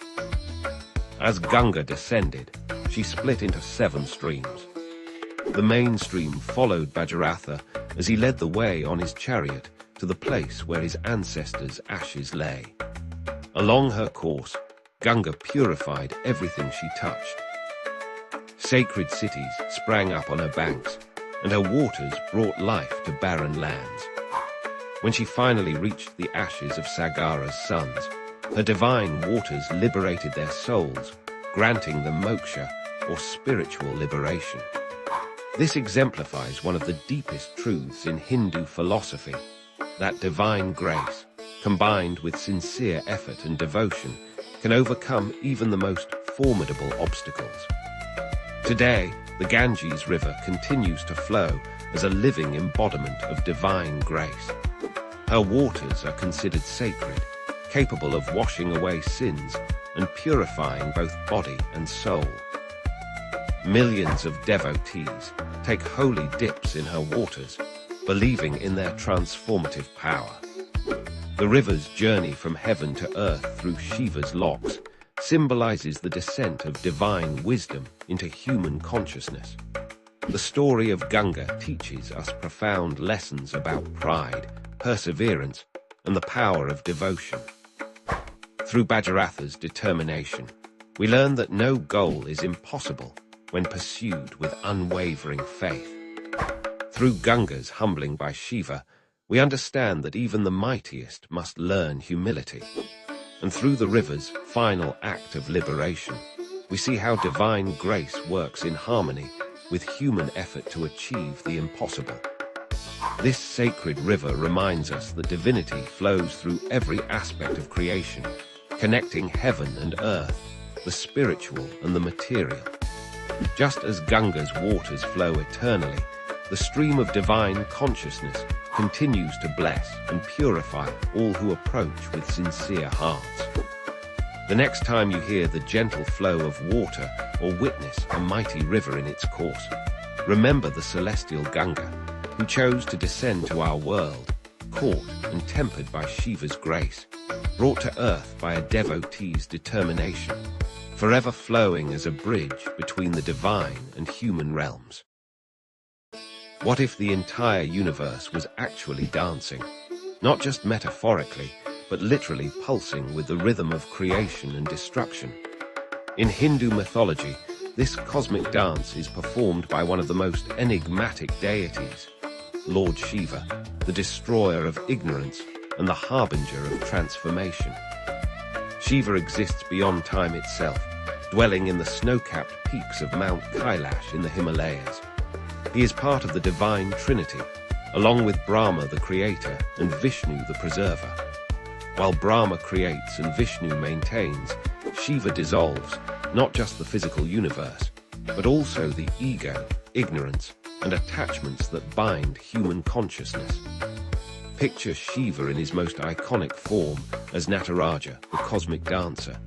His dance, called the Tandava, represents the 5 activities of the cosmos: creation, preservation, destruction, concealment, and revelation. In his upper right hand, he holds the Damaru, a drum that beats the rhythm of creation. His upper left hand carries Agni, the fire of destruction. His lower right hand shows the Abhaya Mudra bestowing protection, while his lower left hand points to his raised foot, symbolizing liberation. The circle of fire surrounding him represents the cosmic cycle of birth and death. Under his right foot lies the demon of ignorance, crushed by divine wisdom. This sacred image, found in temples and museums worldwide, has even been displayed at CERN, where scientists study the dance of subatomic particles, acknowledging the profound connection between ancient wisdom and modern physics. But Shiva is not just the cosmic dancer. He is also the perfect yogi, seated in deep meditation atop Mount Kailash.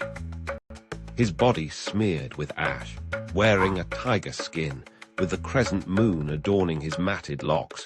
He represents the ultimate renunciate. The ash reminds us that all material existence eventually returns to its basic elements. The snake around his neck symbolizes the Kundalini energy that yogis seek to awaken. Perhaps most striking is Shiva's third eye, centered on his forehead. This is not a physical eye, but the eye of wisdom that sees beyond duality. When opened, it can reduce desires and delusions to ashes, just as it once burned Karma, the god of desire, who dared to disturb Shiva's meditation. Yet Shiva is also a loving family man, sharing his life with his consort Parvati, the daughter of the mountains. Their love story is legendary, how Parvati performed intense penance to win Shiva's attention, how she reminded him that while detachment is important, divine love is equally sacred. Their sons, Ganesha and Kartikya, complete this divine family, showing that spiritual life need not mean abandoning worldly responsibilities. Shiva's throat is blue, earning him the name Nilakantha, the blue-throated one. This comes from the story of Samudra Manthan, the churning of the cosmic ocean. When deadly poison emerged threatening all existence, Shiva drank it to save the universe. Instead of swallowing it, he held it in his throat, turning it blue. This teaches us that even poison can become medicine in the hands of the wise. Devotees worship Shiva through the lingam, a symbolic form representing the formless nature of the divine. The lingam, often set in a circular base called the yoni, represents the union of consciousness and energy, the divine masculine and feminine principles that pervade all creation. Shiva teaches us profound truths through his very appearance. His matted locks show that external beauty is meaningless. The Ganges flowing from his hair reminds us to let divine grace flow through us to serve others. The serpents around his body represent mastery over fear and desire. Even his vehicle, the bull Nandi, symbolizes Dharma, the eternal law that supports the universe. The mantra Om Namah Shivaya, I bow to Shiva, is chanted by millions daily. Each syllable represents an element: earth, water, fire, air, and space, plus the individual soul seeking union with cosmic consciousness. This simple yet powerful mantra is said to contain all wisdom. Shiva's message for our modern world is clear: transformation requires letting go. Just as he burns away impurities, we must be willing to release what no longer serves our growth. His meditation teaches us that peace comes from within, not from external achievements or possessions. His family life shows that we can be spiritual while fulfilling our worldly duties.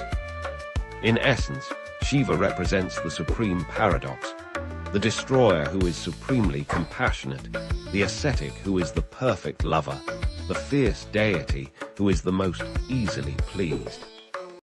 He reminds us that life's opposing forces, creation and destruction, love and detachment, material and spiritual, are not contradictions, but complementary aspects of the same divine dance.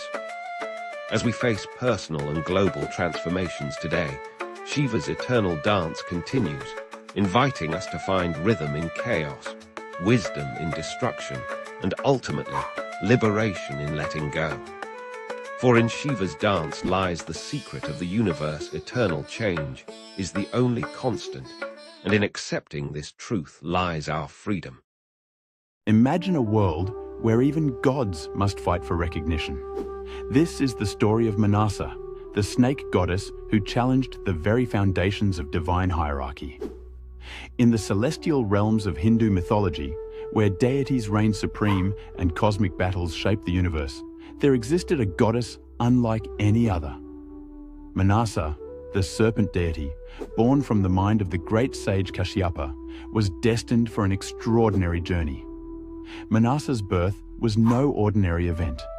She emerged from Kashyapa's meditation, a living embodiment of his thoughts on snake lore and poison. Her very essence was intertwined with these potent forces, making her a unique and formidable presence in the pantheon of gods. But being extraordinary didn't guarantee acceptance. Manasa found herself in a precarious position, caught between the world of gods and mortals. The established deities, particularly Shiva, the destroyer, viewed her with suspicion. They questioned her right to be worshipped, her place among them. Undeterred, Manasa embarked on a quest for recognition. She knew her powers were real, her domain vital. Snakes, after all, were both feared and revered in the mortal world. They symbolized danger and protection, death and renewal. Manasa understood that her role as their goddess was crucial for maintaining cosmic balance. Her journey took her to the mortal realm, where she sought devotees among the people. She appeared to farmers, healers, and common folk, demonstrating her power over snakes and her ability to cure their venomous bites. Slowly, whispers of a new goddess began to spread. But not everyone was willing to accept Manasa. In the kingdom of Champaka lived a wealthy merchant named Chand Sadagar. He was a devout worshipper of Shiva and refused to acknowledge Manasa's divinity. This rejection became the central conflict in Manasa's story, a test of her resolve and divine status. Manasa approached Chand, requesting his worship. She said, "O merchant, I am Manasa, goddess of snakes. Offer me your devotion, and I shall protect you and your kin from the dangers of serpents." But Chand, proud and stubborn, replied, "I bow only to Lord Shiva. I need no protection from a self-proclaimed goddess." This rejection ignited a battle of wills that would span years. Manasa, determined to prove her worth, unleashed her powers. She sent snakes to destroy Chand's gardens, sink his ships, and threaten his family. With each calamity, she offered him a chance to relent, to accept her divinity. But Chand remained steadfast. He cried out to Shiva, "O Mahadeva, protect me from this pretender." And for a time, Shiva's blessings shielded him from Manasa's wrath. This divine tug-of-war illustrated a profound truth in Hindu philosophy: the interconnectedness of all deities and the complex nature of devotion. As the conflict escalated, it caught the attention of other gods. They watched with interest, some sympathizing with Manasa's struggle, others wary of upsetting the established order. This cosmic drama reflected the earthly struggles of acceptance and change, a theme that resonates even in our modern world. Manasa's perseverance began to pay off. More and more mortals turned to her for protection, offering prayers and rituals in her name. Her power grew with each new devotee, challenging the notion that divinity was a fixed, unchanging state. The tide turned when Chand's son, Lakhinder, fell victim to a deadly snakebite on his wedding night. In her grief, Behula, Lakhindar's wife, turned to Manasa for help. She undertook a perilous journey, floating down the river with her husband's lifeless body, facing numerous trials. Behula's unwavering faith touched Manasa deeply. In this moment, the goddess realized that true divinity lay not just in power, but in compassion and the ability to inspire devotion. She restored Lakhinder to life, proving her divine capabilities once and for all. This act finally broke Chand's resistance. He saw the truth of Manasa's godhood and the folly of his stubborn denial. In a moment of humility, he offered her worship, but with a twist that spoke to his enduring pride. He turned his back and offered flowers with his left hand, a less respectful form of worship. Manasa accepted this imperfect devotion, understanding that change comes slowly and that even flawed recognition is a step towards acceptance. This teaches us a valuable lesson about tolerance and the gradual nature of spiritual growth. With Chand's acknowledgement, Manasa's position in the divine hierarchy was secured. She became known as Manasa Devi, a goddess of snakes, fertility, and protection. Her story spread throughout the land, inspiring devotion and respect. The tale of Manasa's struggle carries deep significance in Hindu thought. It illustrates the fluid nature of the divine pantheon, showing that new deities can emerge and gain acceptance. This reflects the adaptable, inclusive nature of Hinduism itself. Moreover, Manasa's journey embodies the concept of tapasya, or spiritual austerity. Through her persistent efforts and unwavering belief in her own divinity, she achieved her goal. This teaches us the power of determination and faith in achieving our life's purpose. The conflict between Manasa and Chand also highlights the tension between tradition and change, a theme relevant to all societies. It shows how established beliefs can be challenged and expanded, making room for new ideas and diverse perspectives. In the end, Manasa's story is one of empowerment. It tells us that even in the face of rejection and adversity, one can rise to claim their rightful place. It encourages us to persist in our goals, to believe in our inherent worth, and to seek recognition for our true selves.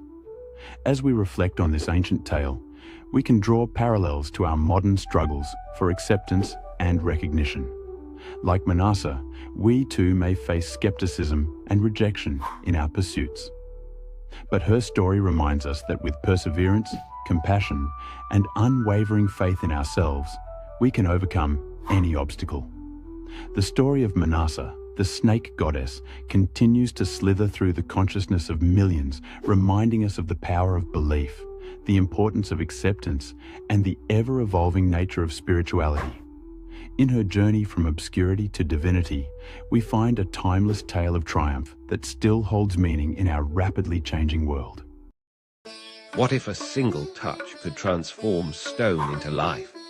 In the ancient traditions of Hindu mythology, such miraculous transformations weren't just possible. They were profound demonstrations of divine grace and redemption. Today, we explore one such extraordinary tale, the story of Ahalya, whose journey from cursed stone to liberated soul reveals timeless truths about forgiveness, divine grace, and spiritual transformation. In the sacred land of ancient India lived Ahalya, whose name means the flawless one. Created by Brahma himself, she possessed unparalleled beauty and wisdom. The great sage Gautama chose her as his wife, and together they lived a life of devotion and spiritual practice in their peaceful ashram. But even the most serene gardens can harbor shadows. Indra, the king of the celestial realm, became enchanted by Ahalya's beauty. Known for his mischievous nature, he devised a plan that would forever alter the course of Ahalya's life. One morning, while Gautama was away performing his daily rituals, Indra assumed the sage's exact form and approached Ahalya. Here, ancient texts differ in their telling. Some say Ahalya knew it was Indra, but succumbed to temptation. Others maintain she was truly deceived by his perfect disguise. Regardless, when Gautama returned to find what had transpired, his anger manifested in a powerful curse. With words that shook the very foundations of the ashram, he condemned Ahalya to become as unfeeling as the heart he believed she had shown, transforming her into stone. Yet within this curse lay the seeds of eventual redemption. Gautama proclaimed that Ahalya would remain in this state until Lord Rama, an incarnation of Vishnu himself, would one day touch her with his sacred feet. Thus began Ahalya's long wait, existing as a stone in the very ashram where she had once lived as the sage's honored wife. Centuries passed. The stone that was Ahalya remained, weathering countless seasons, silent witness to the passage of time. Then came the day when young Prince Rama, accompanied by his brother Lakshmana and the sage Vishwamitra, approached the ancient ashram during their forest journey. Vishwamitra, knowing the profound significance of this moment, guided Rama toward the stone. The prince's feet, covered in the dust of his righteous journey, touched the stone that had once been Ahalia. In that miraculous instant, the curse began to break. The stone's surface cracked and crumbled, revealing not cold rock, but warm flesh. Ahalia emerged, radiant with an inner light born of centuries of reflection and penance. Falling at Rama's feet, Ahalia expressed her gratitude through tears of joy. Her first words were not of her suffering or her long wait, but of profound thankfulness for the divine grace that had liberated her. This moment transcended mere physical transformation. It represented the ultimate power of divine compassion to heal and restore. The significance of this tale reaches far beyond its supernatural elements. Ahalia's story speaks to the universal human experiences of transgression, consequence, and redemption. The stone curse represents not just divine punishment, but the way our own actions can harden us, making us insensitive to the world around us. Rama's role in this story illuminates the Hindu concept of divine grace. His touch didn't just break a curse, it exemplified how divine intervention can transform our darkest moments into opportunities for spiritual awakening.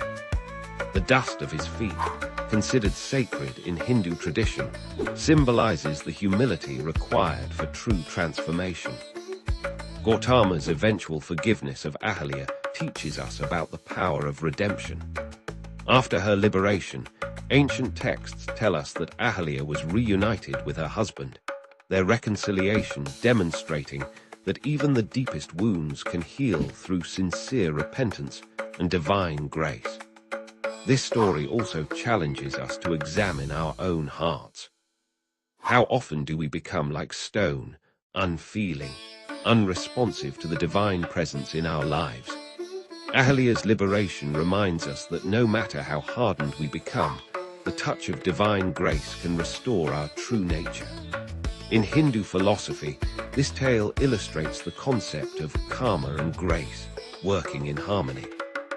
While Ahalia's actions brought immediate consequences, her story didn't end with punishment. Through divine intervention, what seemed like an eternal curse became a pathway to profound spiritual transformation.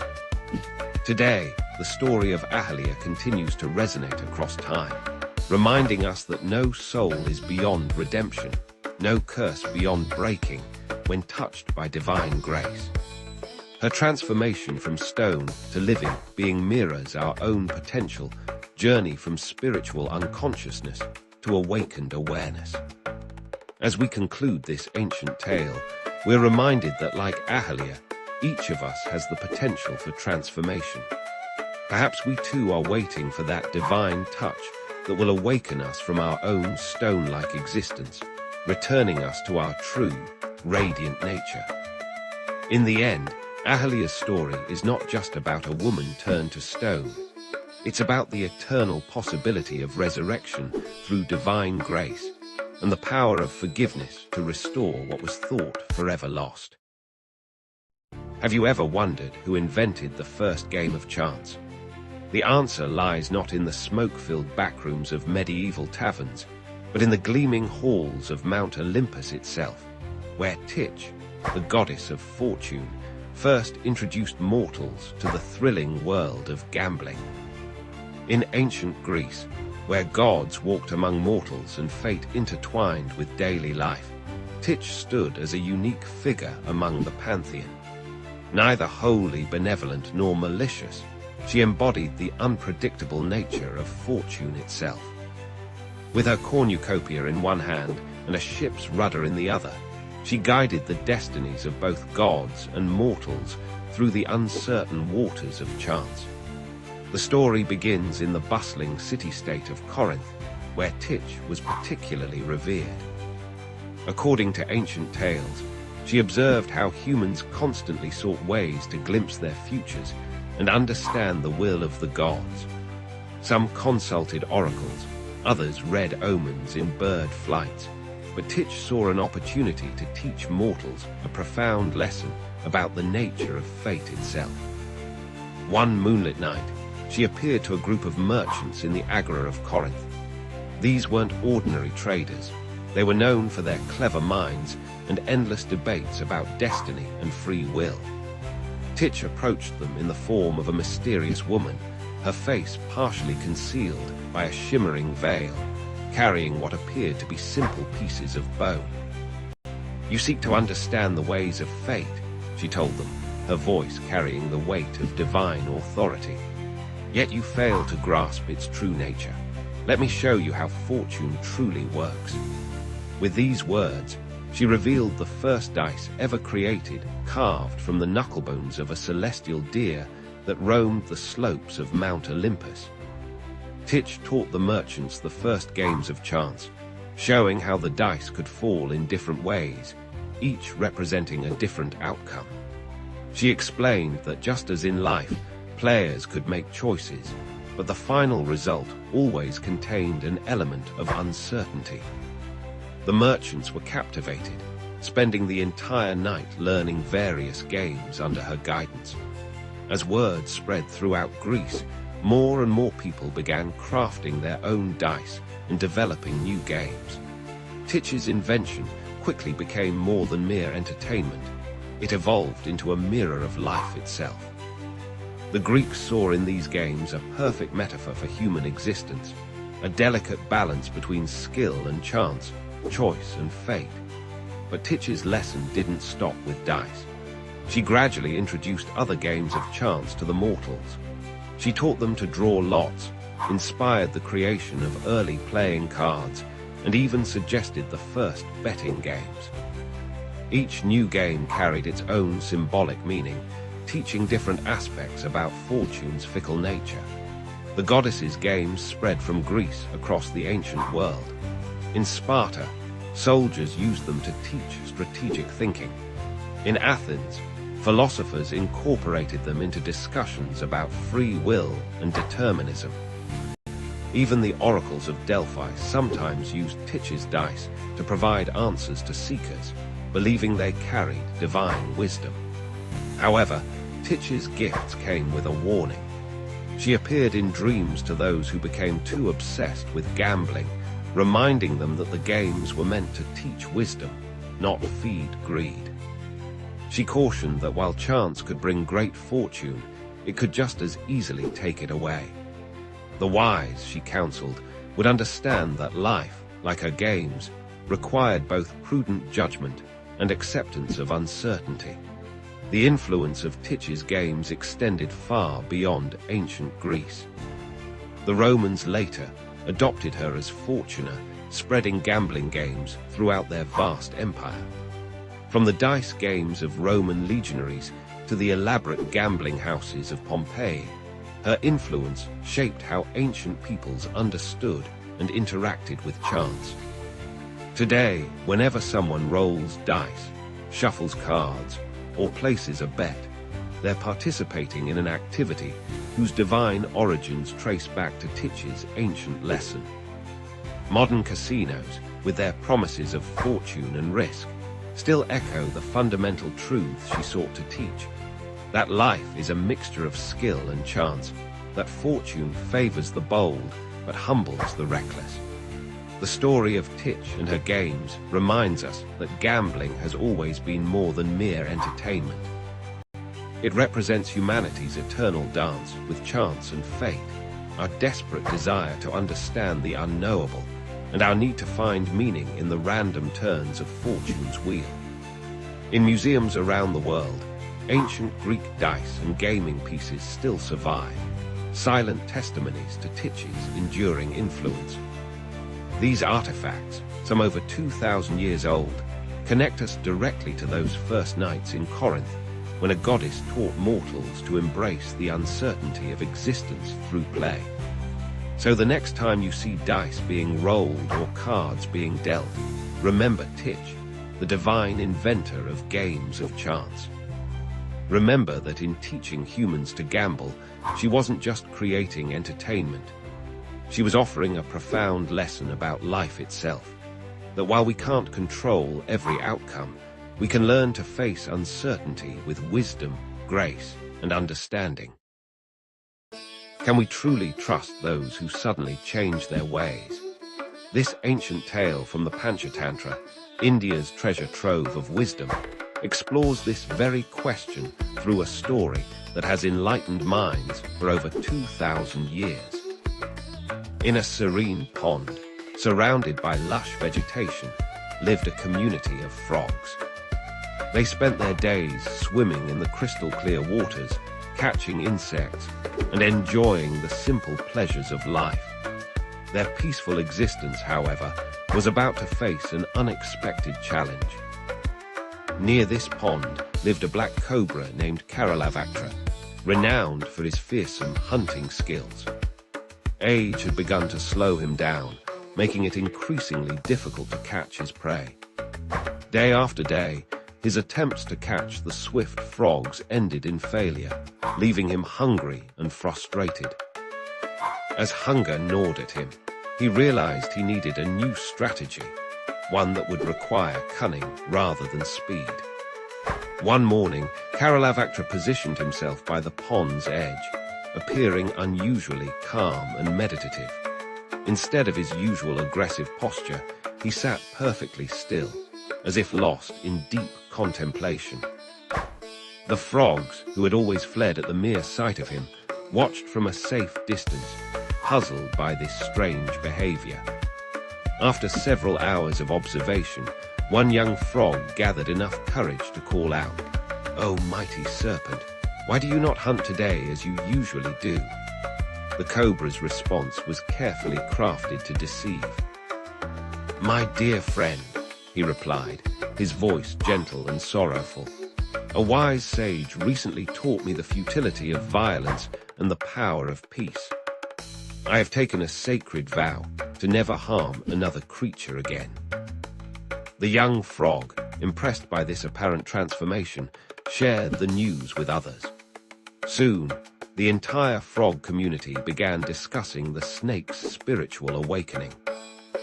The elder frogs, however, remained skeptical. "Remember," one ancient frog warned, "a creature's nature does not change overnight.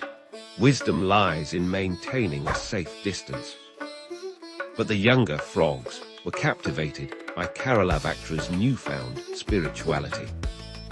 Each day, they ventured closer to the snake, listening to his philosophical discourses on peace and harmony.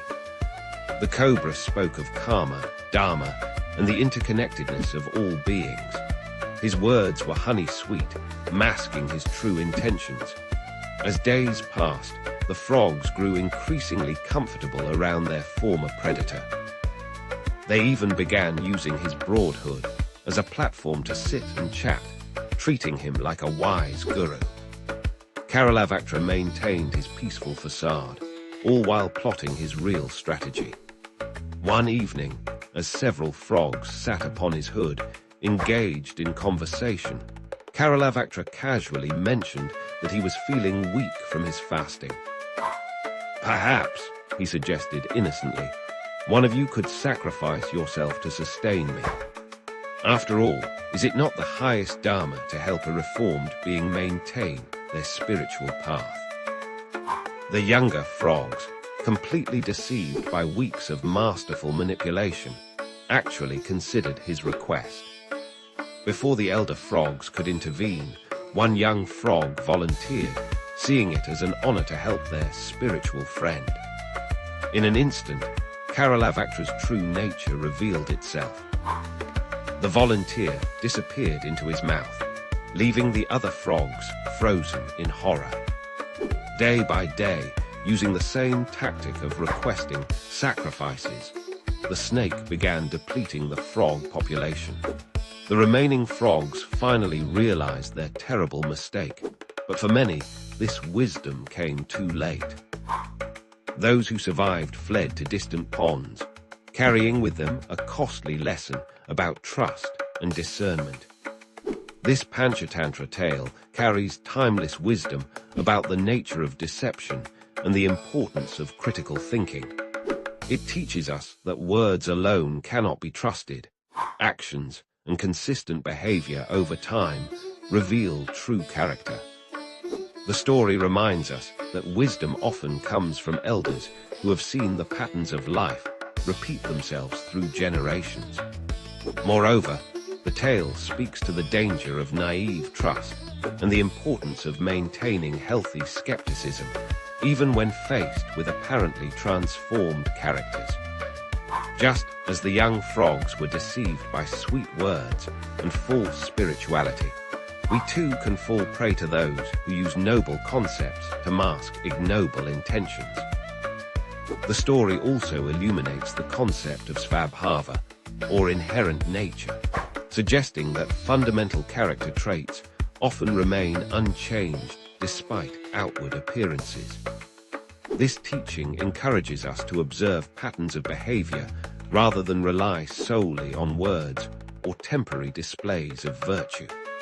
In our modern world, where deception often wears sophisticated masks, this ancient tale remains remarkably relevant. It reminds us that wisdom requires us to balance openness with discernment, trust with careful observation, and hope for change with realistic understanding of nature. As we reflect on this tale, we might ask ourselves, how often do we ignore warning signs in our eagerness to believe what we wish to be true? What price do we pay for abandoning discernment in favor of blind trust?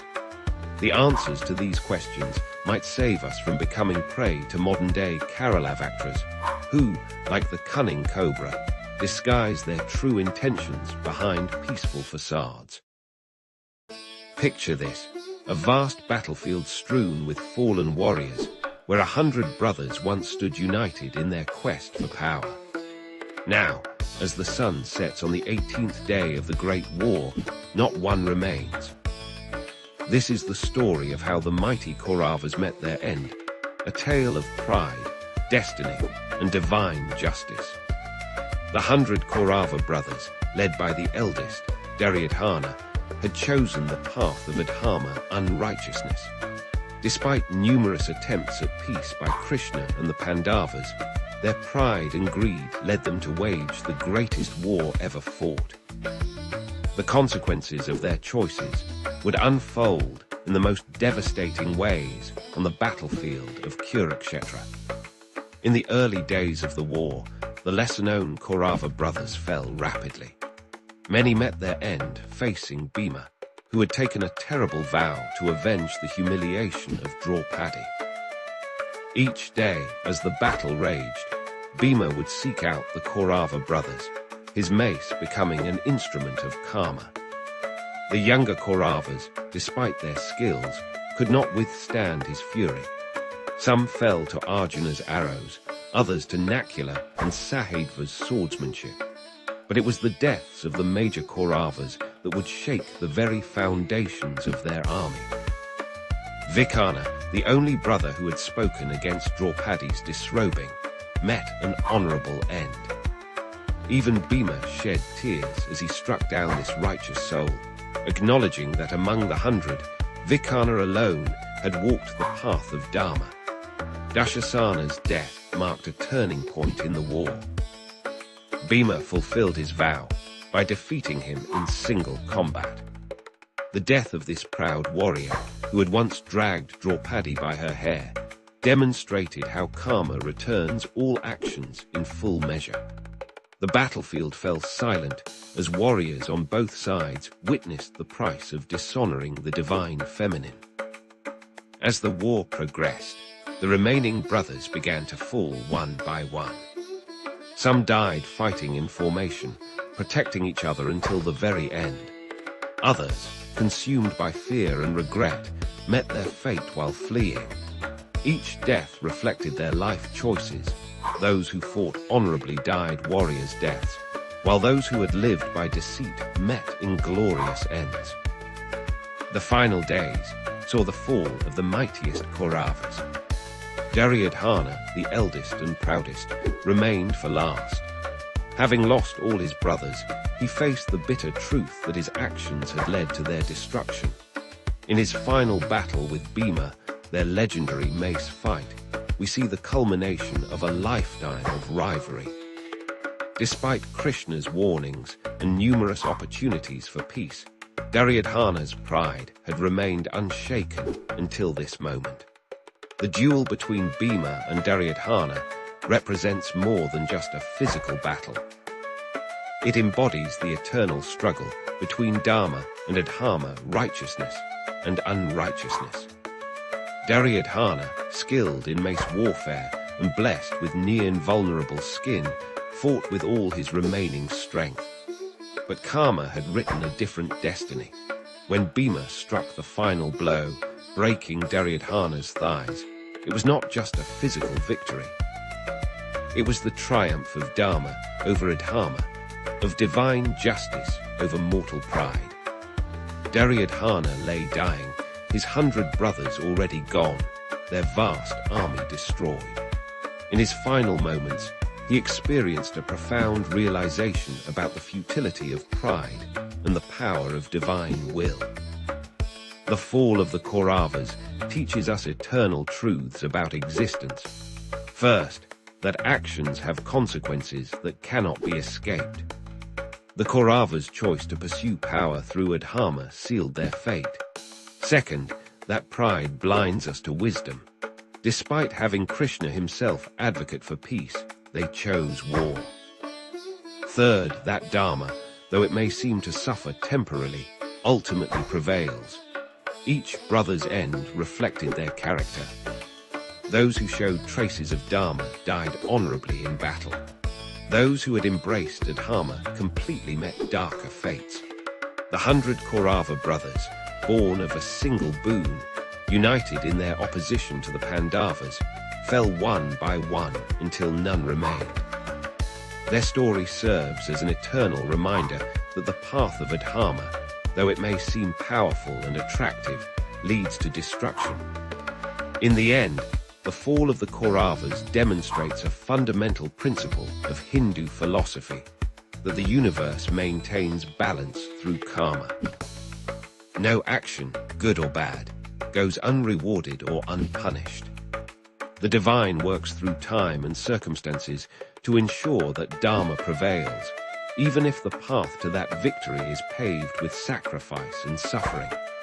Their tale, though thousands of years old, remains relevant today. It warns us about the dangers of pride, the importance of choosing Dharma over personal gain, and the inevitable justice of karma. As we reflect on their fate, we're reminded that every choice we make shapes not just our destiny, but the very fabric of Dharma itself. Have you ever wondered what makes the perfect human being? This very question once sparked an extraordinary contest between the king and queen of Mount Olympus themselves, Zeus and Hera. Their divine competition would shape the very nature of mortality itself, and its lessons echo through the ages to this very day. In the golden age of ancient Greece, when gods walked freely among mortals, Zeus and Hera ruled the pantheon from their thrones atop Mount Olympus. Their marriage was famous for its stormy nature, filled with jealousy, rivalry, and constant attempts to outdo one another. While Zeus was known for his power and authority, Hera was celebrated for her wisdom and protection of marriage. Both believed they understood mortals better than the other. One day, during a particularly heated argument about their respective abilities, Zeus boasted that he could create the perfect mortal being.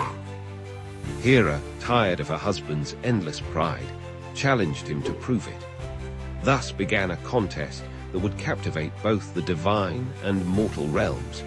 Each deity would create their version of the perfect human, and the other gods would judge the results. Zeus approached his task with characteristic confidence. Drawing upon his experience as king of the gods, he sought to create a being of pure strength and ambition. His creation would embody the qualities he most admired: power, leadership, and unstoppable drive. From the sacred clay of Mount Olympus, Zeus molded a tall, muscular figure with piercing eyes and a commanding presence. He named his creation Kratos, meaning power.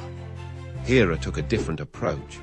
Having watched over countless marriages and families, she understood the complexity of human nature. She worked methodically, carefully blending qualities she knew were essential for a truly fulfilled life. Her creation, whom she named Sophia, meaning wisdom, possessed beauty that came from inner grace rather than mere appearance. When both deities unveiled their creations before the assembled gods, the contrast was striking. Kratos stood proud and powerful, radiating strength and authority. His very presence commanded attention, and his voice carried the weight of command. He spoke of grand ambitions, of conquering challenges and achieving glory. Zeus beamed with pride at his creation, certain he had captured the essence of human perfection.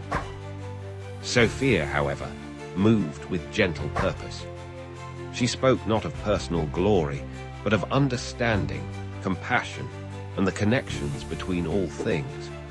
Her wisdom showed in how she listened as much as she spoke, and in her ability to see beyond surface appearances to deeper truths. Hera watched quietly, knowing her creation embodied something more subtle, but no less powerful than raw strength. The gods began their evaluation, observing how each creation interacted with the world around them. Kratos proved himself capable of great achievements, leading others and accomplishing mighty deeds. Yet he struggled with pride, and often found himself lonely at the heights of his success. His strength, while impressive, created distance between himself and others. Sophia demonstrated different gifts. She built bridges between people, solved conflicts through understanding, and showed how true strength often lies in vulnerability and connection. Her influence spread not through force, but through the ripple effects of wisdom shared and kindness shown. She proved that leadership could be quiet yet profound. As the contest drew to its conclusion, something unexpected happened. Kratos and Sophia encountered each other, and their interaction revealed the truth both Zeus and Hera had overlooked. The perfect human being wasn't about embodying either pure strength or pure wisdom. It was about the balance between the two. The assembled gods declared the contest a draw, but the lesson was clear. Humans needed both the ambition of Zeus's creation and the wisdom of Hera's. They required the drive to achieve great things and the heart to do so with compassion. The perfect human wasn't a single ideal, but a constant journey between these complementary forces. This myth teaches us that perfection doesn't lie in extremes, but in balance. Zeus and Hera's contest revealed that human nature is too complex to be reduced to a single set of traits. We are at our best when we combine strength with wisdom, ambition with compassion, and personal achievement with connection to others. The story's influence resonates through Greek art and literature, where heroes are often portrayed struggling between these competing aspects of human nature. It reminds us that our greatest challenge isn't becoming perfect in one way, but finding harmony between our different qualities and potential. Today, as we grapple with questions of human potential and achievement, this ancient tale offers timeless wisdom. The perfect human being isn't created by gods, but emerges through our own journey to balance the many aspects of our nature. In this way, Zeus and Hera's contest wasn't really about creating the perfect human. It was about understanding what makes us perfectly human. Can the love of a father overcome the wheels of destiny? In the great epic Mahabharata, there exists a heart-wrenching tale that explores this very question, the story of Shrutesna, the valiant son of Karna, whose fate was sealed before he drew his first breath. In the vast tapestry of the Mahabharata, Karna stands as one of its most complex characters. Born to Kunti and the sun god Surya, abandoned at birth, and raised by a charioteer, Karna rose to become one of the greatest warriors of his age. But few know the tale of his son Shrutesna, whose life and death would add another layer to Karna's tragic existence. Shrutesna was born to Karna and his wife Vrashali, growing up in the shadow of his father's greatness. From an early age, he showed promise as a warrior, inheriting his father's extraordinary skills in archery and warfare. Like the morning sun reflecting in clear waters, Shrutesna mirrored his father's values of honor, loyalty, and unwavering dedication to truth. But dark clouds had gathered long before Shrutesna's birth. Years earlier, Karna had been cursed by Parashurama, his guru, for concealing his true identity as a kshatriya while learning the sacred arts of warfare. The curse stated that Karna would forget his divine weapons at the moment of his greatest need.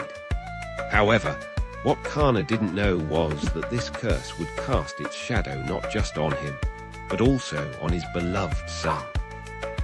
As Shrutesna grew into a young man, he became known for his valor and righteousness. He carried himself with the same dignity as his father, earning respect from both allies and enemies. In the courts of Hastinapura, where Karna served as the king of anger and a close friend to Duryodhana, Shrutesna was regarded as a prince worthy of his noble lineage. The winds of war began to blow across Bharatavarsha as tensions between the Pandavas and Kauravas reached their breaking point. As preparations for the great Kurukshetra war began, Shrutesna, now a skilled warrior, stood ready to fight alongside his father. The bond between father and son had grown stronger through years of training, shared values, and mutual respect. But fate had woven a different pattern in its cosmic tapestry. On the 13th day of the war, Shrutesna found himself facing the mighty Arjuna, his father's greatest rival, and unknown to both, his own uncle. The young warrior charged forward with the confidence of youth and the skill of intense training, but destiny had other plans. In that crucial moment, as father and son fought together against Arjuna, the curse of Parashurama manifested itself in an unexpected way. Karna, witnessing his son in danger, reached for his most powerful weapon to protect him. But the curse took effect, making him forget the divine incantations needed to summon his celestial weapons. What followed was a scene of heart-wrenching tragedy. Despite Karna's desperate attempts to protect his son, Shrutesna fell to Arjuna's arrows. The young warrior died in his father's arms, his last words expressing pride in living and dying as Karna's son. The battlefield fell silent, as if nature itself mourned the loss of such a promising young life. This moment marked a turning point in the Great War. Karna's grief transformed into a burning determination, but the loss of Shrutesna would haunt him until his own death days later. The tragedy exemplified the cruel workings of karma and destiny in the grand narrative of the Mahabharata.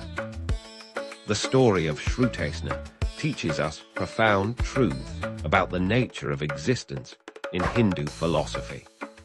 It shows how the threads of karma weave through generations, how the actions of the past shape the present, and how even the mightiest warriors cannot escape their destined path.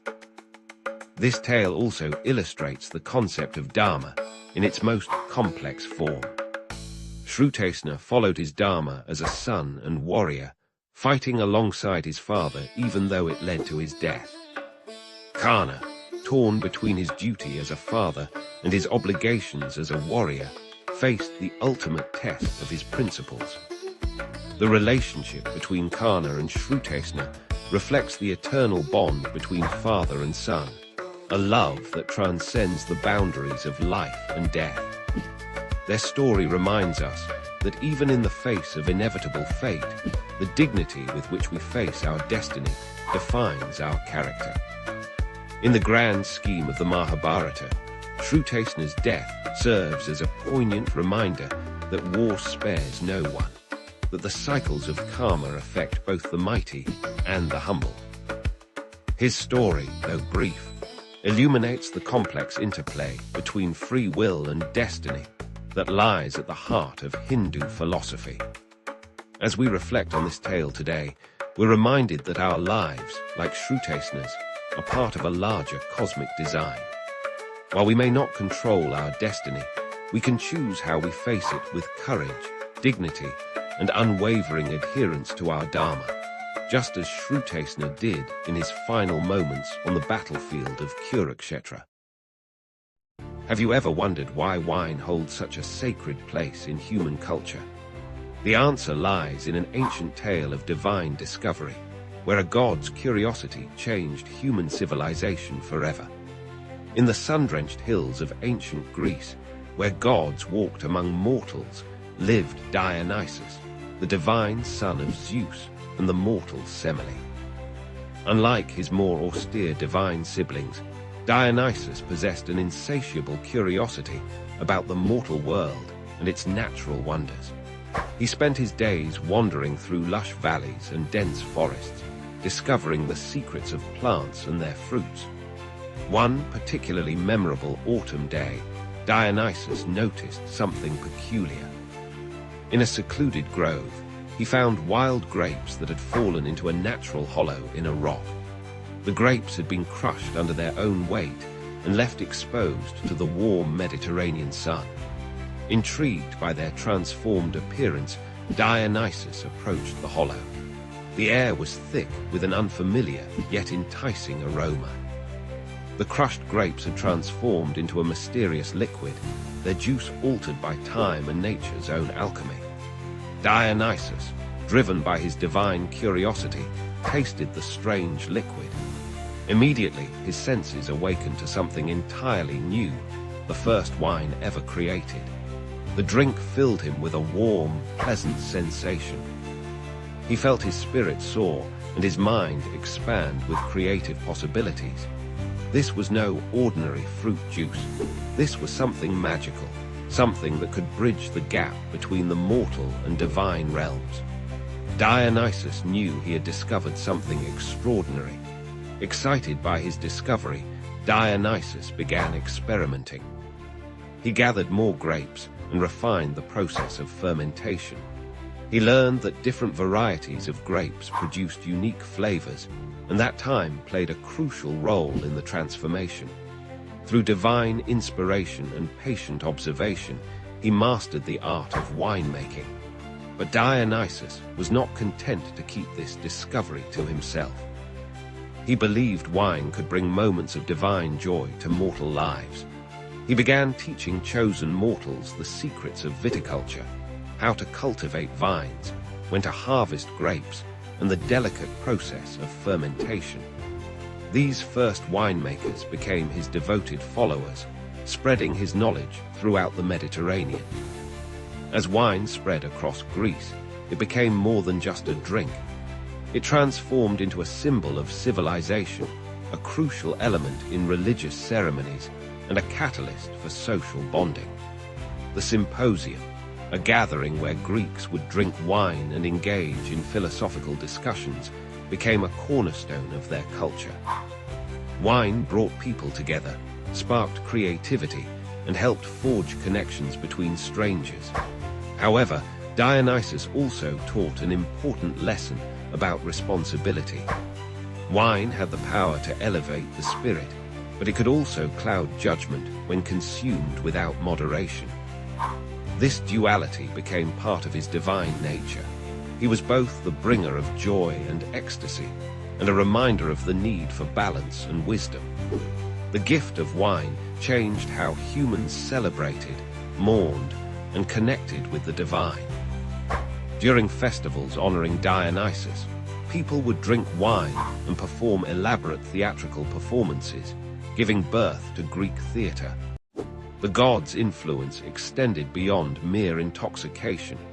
He became associated with creative inspiration, religious ecstasy, and the breaking down of social barriers. In ancient Greek art, Dionysus was often depicted crowned with grape vines, holding a thyrsus. a staff topped with a pine cone and wrapped with ivy. His followers, the Maenads and Satyrs, represented the wild and free spirit that wine could unleash. These artistic representations spread throughout the ancient world, influencing cultures far beyond Greece. The legacy of Dionysus's discovery endures to this day. Wine remains a symbol of celebration, communion, and sophisticated pleasure. The ancient Greeks' understanding of wine's dual nature, its ability to both elevate and potentially harm, continues to influence how we approach this divine drink. Every time we raise a glass of wine, we're participating in a tradition that began with a curious god's discovery in a sun-warmed hollow. Wine connects us to thousands of years of human civilization, to ancient rituals and celebrations, and to the eternal human desire to touch something divine. The story of Dionysus and wine reminds us that the most profound discoveries often come from careful observation of nature's mysteries. It teaches us that gifts, especially divine ones, must be approached with both joy and responsibility. In every glass of wine, we can still taste echoes of that first miraculous transformation, when a god's curiosity gave humanity one of its most enduring pleasures. Imagine a time before time itself, when the universe was nothing but endless darkness and swirling chaos. From this primordial void emerged the most powerful and fundamental force of nature, Gaia, the Earth Mother, the very ground beneath our feet, and the source of all life as we know it. In the beginning, there was only chaos, a gaping emptiness that contained all possibilities. From this cosmic soup, Gaia arose, bringing form and substance to the formless universe. She was not just another goddess. She was the Earth itself, the living, breathing planet that would become home to gods and mortals alike. Picture Gaia as the ultimate mother figure, vast as the mountains, deep as the oceans, and as nurturing as the fertile soil that gives life to every plant and tree. Without a mate, she gave birth to the sky itself, Uranus, a being as vast and blue as the heavens above. She created the mountains, their peaks reaching toward her son's domain, and the depths of the seas, ruled by her other offspring, Pontus. But Gaia's creative force didn't stop there. With Uranus as her partner, she bore the mighty Titans, 12 powerful beings who would shape the world to come. Among them were Ocean, who would encircle the world with his endless waters, and Rhea, who would become mother to the Olympian gods themselves. She also gave birth to the one-eyed Cyclopes and the 100-handed giants called the Hecatoncheires, creatures of tremendous power and frightening appearance. Yet motherhood brought Gaia both joy and sorrow. Uranus, fearful of his children's power, forced them back into Gaia's womb, causing her tremendous pain.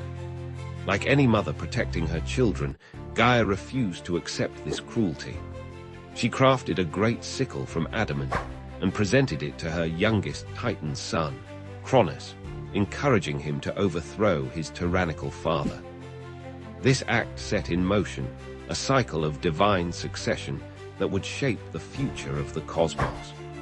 Cronus used the sickle to castrate Uranus, separating heaven from earth and becoming the new ruler of the universe. From Uranus's blood spilled upon Gaia arose new beings, the giants, the ash tree nymphs called the Meliae, and the fearsome Erinyes, the Furies who would forever pursue those who committed crimes against family. But the cycle of power and rebellion wasn't over. When Cronus began swallowing his own children to prevent them from overthrowing him, Gaia once again intervened. She helped Rhea hide her youngest child, Zeus, ensuring his survival. Zeus would eventually grow up to lead a rebellion against Cronus, establishing the reign of the Olympian gods we know from classical mythology. Throughout these cosmic struggles, Gaia remained a force of both creation and destruction.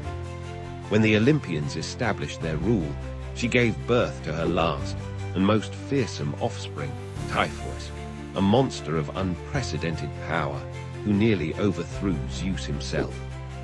This wasn't an act of pure malice, but rather Gaia's way of maintaining balance, testing each new regime to ensure they were worthy of their power.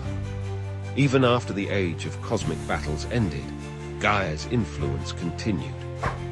The ancient Greeks understood her as the source of prophetic wisdom, believing that her connection to the very foundations of existence gave her unique insight into the future.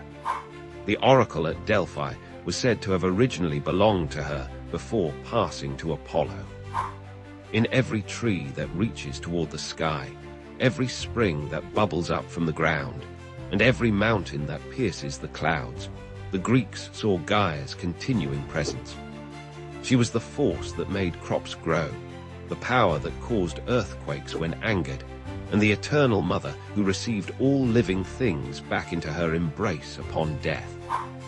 Today, Gaia's legacy lives on not just in mythology, but in how we understand our relationship with the natural world. The modern Gaia hypothesis, which suggests that Earth's living and non-living components form a complex interacting system that maintains the conditions for life, draws its name from this ancient goddess who first embodied the idea of Earth as a living, conscious entity. As we face modern environmental challenges, Gaia's myth reminds us of our deep connection to the Earth and our responsibility to maintain harmony with the natural world. She teaches us that power must be balanced with wisdom, that creation and destruction are part of the same cycle, and that the Earth itself is not just our home, but our mother, deserving of our respect, protection, and reverence. In the end, Gaia's story is not just a tale of cosmic creation, but a reminder of the fundamental forces that shape our existence. The power of motherhood, the importance of balance in nature, and the eternal cycles of creation, destruction, and renewal that continue to this day. From the depths of chaos, she emerged to give birth to our world, and in every aspect of nature, her presence still endures. What drives a mother to murder her husband? In ancient Greece, few tales capture the dark depths of revenge quite like the story of Clytemnestra, the queen who waited 10 years to serve justice as cold as the blade she wielded. Our story begins in Mycenae, a mighty fortress city of ancient Greece, where Queen Clytemnestra ruled alongside her husband, King Agamemnon. Their marriage was once a happy one, blessed with 4 children, including their beloved daughter Iphigenia. But the gods had other plans, and their family's peace would soon shatter like a clay vessel dropped from Olympus itself. When Agamemnon's brother Menelaus lost his wife, Helen, to the Trojan prince Paris, all of Greece prepared for war. 1,000 ships gathered at Aulis, ready to sail for Troy. But the winds refused to blow. Day after day, the massive fleet sat motionless on still waters, as if Poseidon himself held them in contempt. Desperate for answers, Agamemnon consulted the prophet Calchas, who delivered devastating news. The goddess Artemis demanded a sacrifice, Agamemnon's own daughter, Iphigenia. Only her blood could appease the goddess and grant favorable winds for the journey to Troy. Faced with an impossible choice between his daughter and his duty as commander of the Greek forces, Agamemnon made a decision that would seal his fate. He lured Iphigenia to Aulis under the false pretense of marriage to the great warrior Achilles. Instead of a wedding, the young princess found herself on an altar, her own father holding the knife that would end her life. When news reached Clytemnestra of her daughter's death, something broke within her. The loving wife transformed into an instrument of vengeance, her heart hardening like bronze in a smith's forge. For 10 long years, while Agamemnon fought at Troy, she planned her revenge with meticulous precision. During those years of waiting, Clytemnestra found solace in the arms of Aegisthus, Agamemnon's cousin who harbored his own grudge against the king. Together, they ruled Mycenae, preparing for the day when the victorious king would return from war. That day finally arrived in a blaze of triumph. Agamemnon came home as a conqueror, bringing with him Cassandra, a Trojan princess blessed with prophecy, but cursed to never be believed. The citizens of Mycenae celebrated their king's return, but Clytemnestra's smile masked darker intentions. She welcomed her husband with false warmth, ordering servants to lay out purple tapestries fit for a god. Agamemnon, perhaps sensing the impropriety of walking on such luxury, initially refused. But Clytemnestra's persuasive words wore down his resistance, and he strode into his palace like a man walking to his own funeral. In what followed, Clytemnestra revealed the full measure of her vengeance. As Agamemnon bathed, celebrating his homecoming, she trapped him in a net and struck him down with an axe. Cassandra, who had foreseen this bloody end but could do nothing to prevent it, met the same fate. Standing over her husband's body, Clytemnestra declared her act one of justice, not mere murder.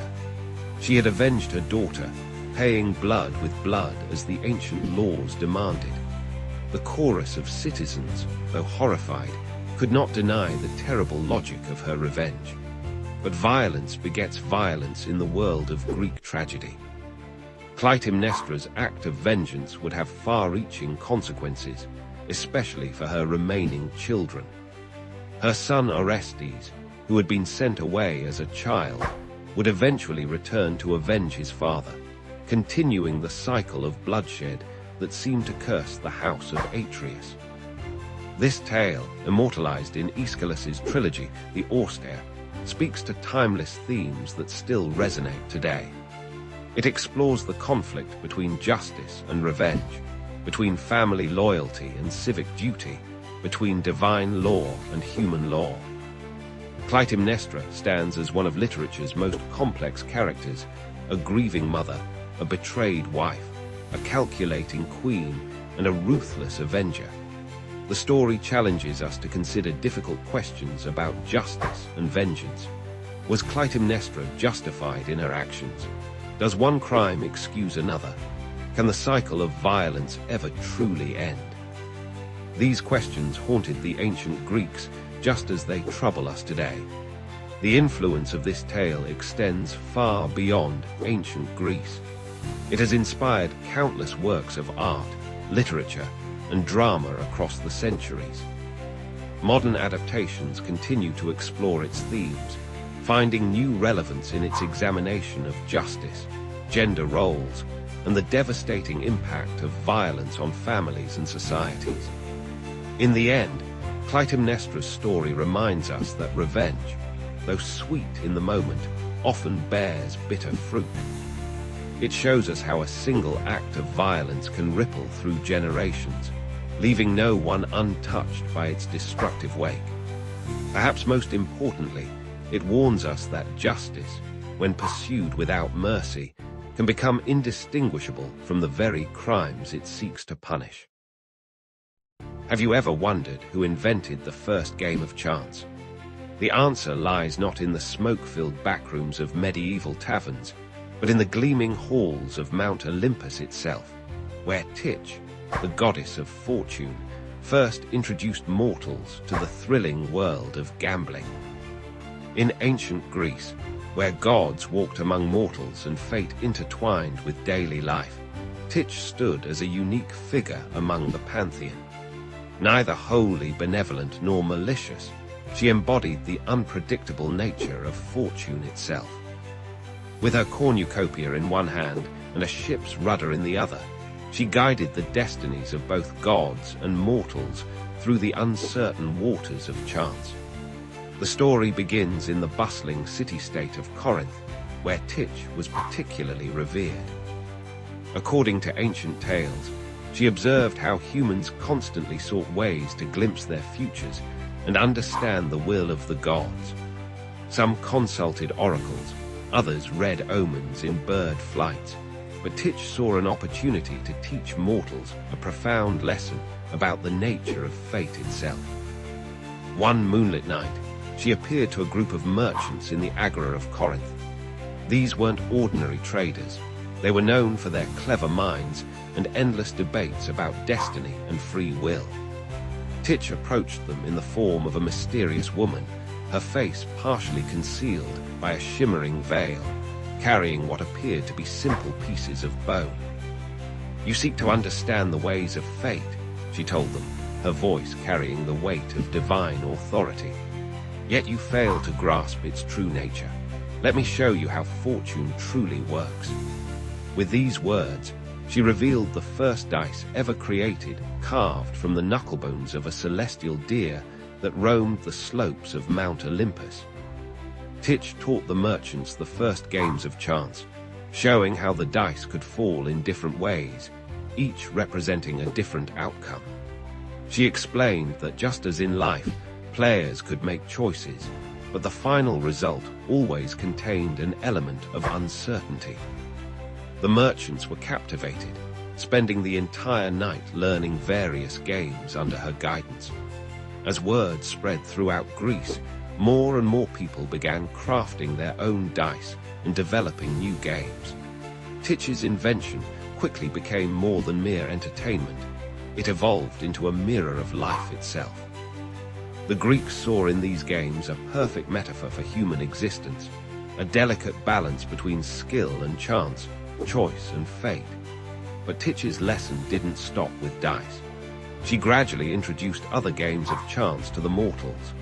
She taught them to draw lots, inspired the creation of early playing cards, and even suggested the first betting games. Each new game carried its own symbolic meaning, teaching different aspects about fortune's fickle nature. The goddesses' games spread from Greece across the ancient world. In Sparta, soldiers used them to teach strategic thinking. In Athens, philosophers incorporated them into discussions about free will and determinism. Even the oracles of Delphi sometimes used Titch's dice to provide answers to seekers, believing they carried divine wisdom.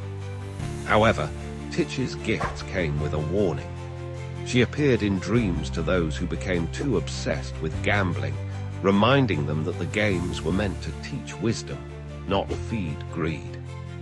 She cautioned that while chance could bring great fortune, it could just as easily take it away. The wise, she counseled, would understand that life, like her games, required both prudent judgment and acceptance of uncertainty.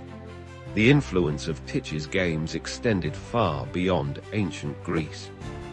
The Romans later adopted her as Fortuna, spreading gambling games throughout their vast empire. From the dice games of Roman legionaries to the elaborate gambling houses of Pompeii, her influence shaped how ancient peoples understood and interacted with chance.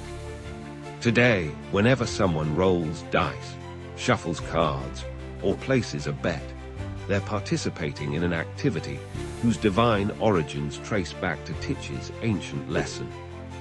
Modern casinos, with their promises of fortune and risk, still echo the fundamental truths she sought to teach. That life is a mixture of skill and chance, that fortune favors the bold but humbles the reckless.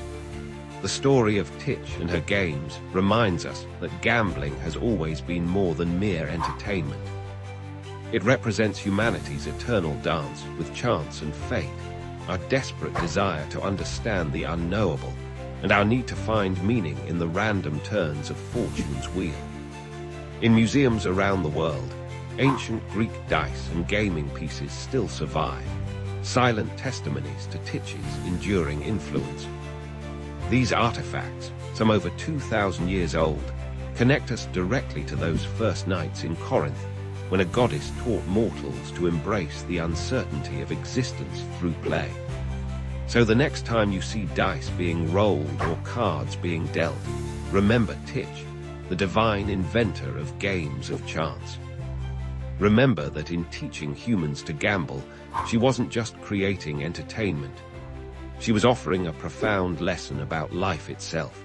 that while we can't control every outcome, we can learn to face uncertainty with wisdom, grace, and understanding. Have you ever wondered who gave the Greek gods their power? Behind the mighty Zeus and the Olympian hierarchy stands a force even more fundamental: Kratos, the divine embodiment of strength, power, and authority. This is the story of how the very concept of leadership came to be in Greek mythology. In the vast cosmos of Greek mythology, Kratos isn't just another deity, he's the very essence of authority itself. Born to Pallas and Styx, Kratos emerged as one of the most powerful forces in the divine realm. Along with his siblings Bia, Force, Nike, Victory, and Zealous, Zeal, he helped establish the fundamental principles of power that would govern both gods and mortals. But why does Kratos matter so much in the grand scheme of things? Picture the universe before order existed. Chaos reigned supreme, with no structure or hierarchy to guide divine or mortal affairs. The ancient Greeks believed that without Kratos, there would be no foundation for leadership, no basis for authority, and no system to maintain cosmic order. When Zeus challenged the Titans for control of the universe, it was Kratos who played a pivotal role. The ancient texts tell us that Kratos, along with his siblings, was among the first to pledge allegiance to Zeus. This wasn't just a simple act of taking sides. It was a fundamental moment that established the very concept of divine authority. By choosing Zeus, Kratos essentially created the template for all future power structures. Think of Kratos as the divine architect of authority. He didn't just support Zeus's rise to power, he helped create the entire system that made leadership possible. Through his influence, the Greeks came to understand that true authority requires both strength and legitimacy. This wasn't about brute force alone, it was about creating a sustainable system of governance. The myths tell us that Kratos became Zeus's enforcer, carrying out the king of gods' commands with unwavering dedication. When Zeus needed to punish Prometheus for stealing fire, it was Kratos who led the charge. This famous myth shows us how authority systems work. There must be consequences for challenging established order, even if the challenger's motives seem noble. But Kratos' influence extended far beyond Olympus. The ancient Greeks saw his hand in every aspect of their society. From the authority of kings and rulers to the power of military commanders and heads of households, Kratos' principles shaped how humans understood and implemented leadership. The Greeks recognized that power without structure leads to chaos. Through Kratos, they developed sophisticated systems of authority that balanced might with right. City-states established laws, councils made decisions, and leaders earned their positions through merit and divine favor, all reflecting Kratos' influence on how power should be wielded.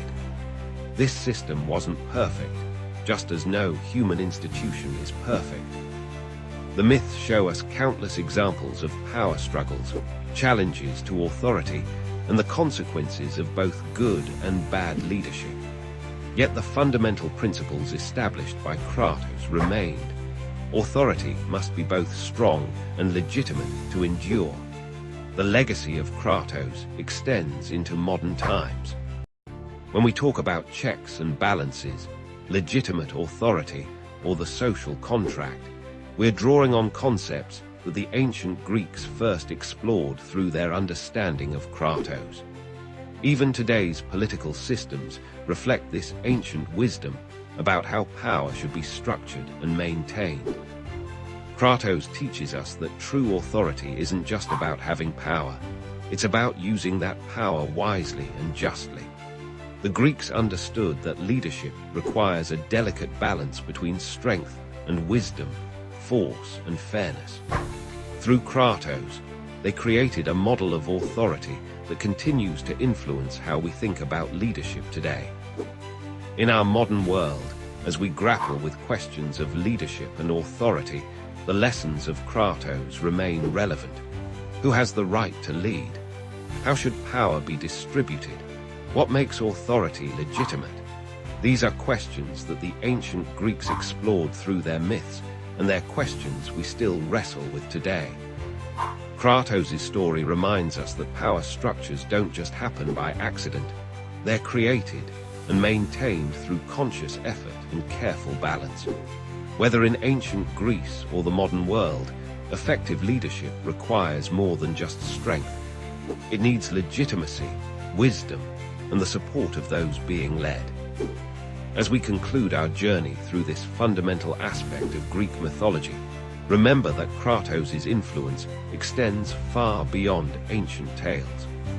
Every time we participate in organized society, elect leaders, or follow established rules, we're participating in systems that trace their origins back to these ancient concepts of authority and power. The next time you think about leadership or authority, remember Kratos.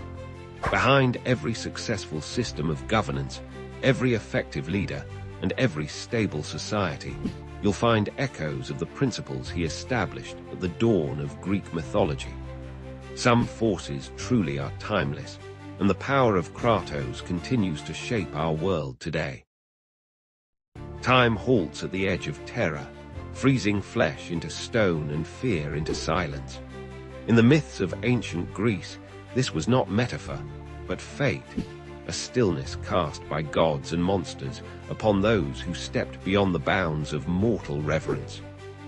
In ancient Greece, this wasn't just a frightening thought. It was a very real fate that awaited those who dared to challenge the gods or gaze upon the forbidden. The power of petrification, the ability to turn living beings into stone, was one of the most dreaded supernatural abilities in Greek mythology. It represented not just death, but eternal imprisonment in a mineral prison, forever conscious yet forever still. This fascinating and terrifying power appears throughout Greek mythology, weaving tales of hubris, punishment, and transformation. Let's begin with the most famous wielder of this power, Medusa, the Gorgon whose very gaze could turn flesh to stone. But Medusa wasn't always a monster. Once, she was a beautiful priestess of Athene, with flowing locks that caught the eye of Poseidon himself. Their encounter in Athene's temple, whether consensual or not, so enraged the goddess that she transformed Medusa's beautiful hair into writhing snakes and cursed her with a petrifying gaze. Medusa's transformation speaks to the complex nature of divine punishment in Greek mythology. Was she truly the villain, or was she a victim of divine jealousy? Her power to turn others to stone became both her curse and her protection, as anyone who looked directly at her would instantly become a statue, frozen in their final moment of horror.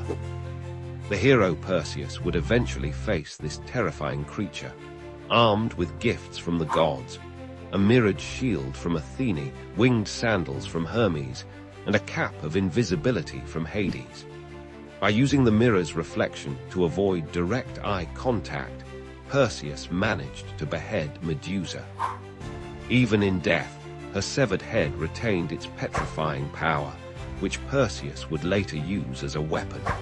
But Medusa isn't the only tale of petrification in Greek mythology. Consider the story of Atlas's daughter, who was turned to stone by Zeus to protect her from harm, or the tale of Niobe, whose hubris led to unimaginable tragedy. Niobe, queen of Thebes, had 14 children, 7 sons and 7 daughters. She boasted that she was superior to Leto, mother of Apollo and Artemis, who had only 2 children. This fatal pride led to divine retribution. Apollo and Artemis, enraged by Niobe's insult to their mother, slew all 14 of Niobe's children with their arrows. Witnessing the death of her children, Niobe's grief was so overwhelming that she fled to Mount Sipylus. There, Zeus took pity on her endless mourning and transformed her into stone. Yet even as rock, it's said that tears continue to flow from her stone form, creating a natural spring that exists to this day. The Greeks also told of Anaxarete, a noble maiden of Cyprus, who spurned the love of Iphias with such cruelty that he hanged himself at her doorstep. When she looked unmoved, even at his funeral procession, Aphrodite turned her to stone, preserving her cold heart in an equally cold form for eternity. These tales of petrification often served as warnings about pride, cruelty, and the consequences of disrespecting the gods. The transformation into stone represented a fitting punishment. Those who showed stone-cold hearts toward others often ended up literally turned to stone themselves. The power of petrification appears in other cultures' mythologies as well, suggesting a universal human fear of being frozen in time, unable to move or speak, yet still conscious. This theme resonates through the ages, appearing in modern stories from fantasy novels to superhero comics. In ancient Greek art, petrified figures were depicted with extraordinary detail, capturing the moment of transformation between flesh and stone. These artworks often showed the horror and anguish of the transformation, serving as powerful reminders of the gods' authority and the consequences of human hubris. The psychological impact of petrification myths continues to fascinate us today. The idea of being conscious, yet unable to move, taps into primal human fears. It represents a fate worse than death, eternal awareness, without the ability to interact with the world around you. These myths also reflect the Greek understanding of transformation and permanence. Stone, being one of the most durable materials in nature, represented an unchangeable fate. Once transformed, there was usually no return to human form, making petrification one of the most definitive and dreaded punishments in Greek mythology. Modern archaeologists have even suggested that some of these myths might have been inspired by actual stone formations or fossils found in ancient Greece.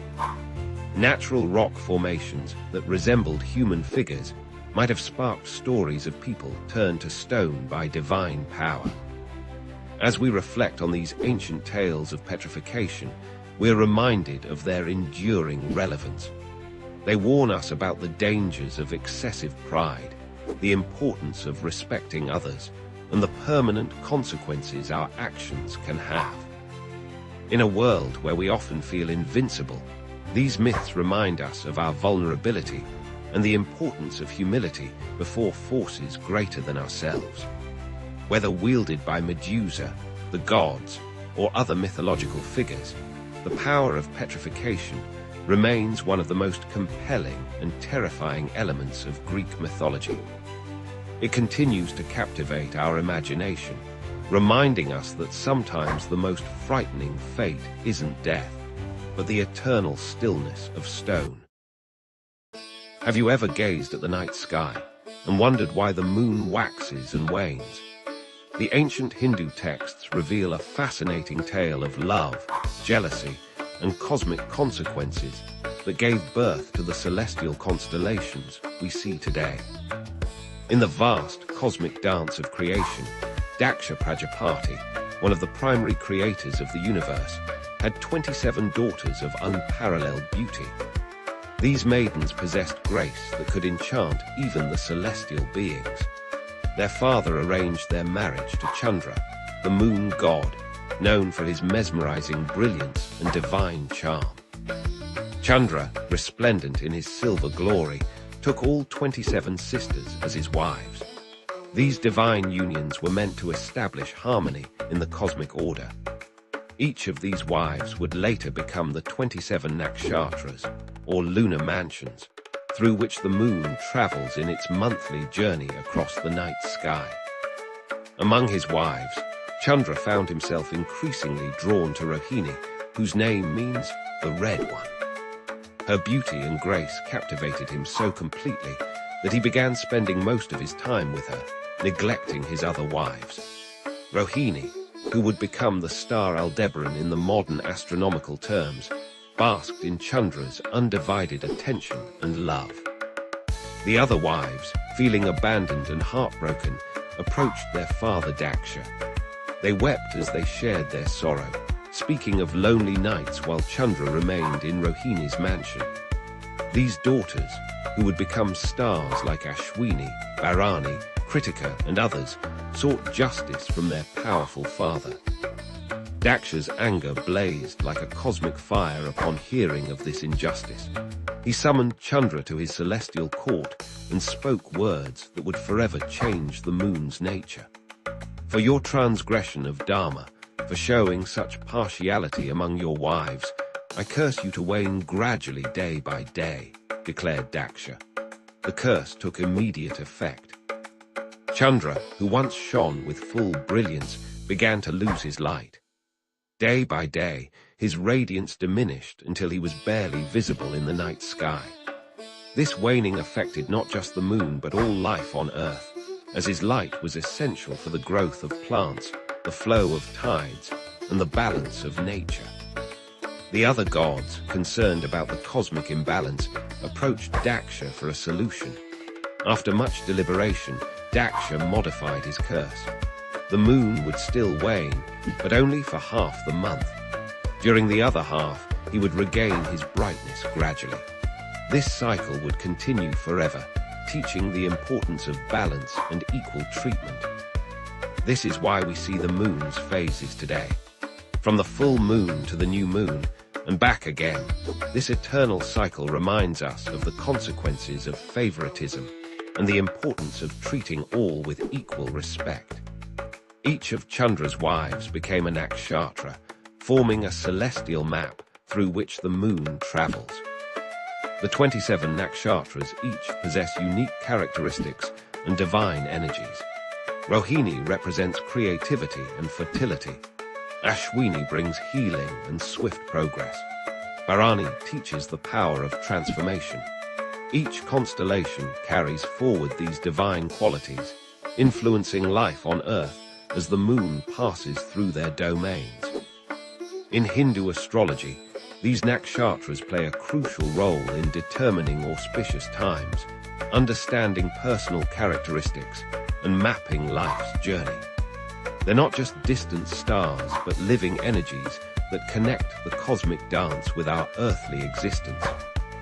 This ancient tale carries timeless wisdom about the consequences of our actions and the importance of maintaining harmony in relationships.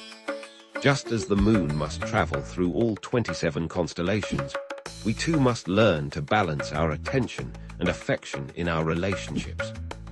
The next time you observe the moon's changing phases, remember this divine drama that unfolds eternally in the night sky.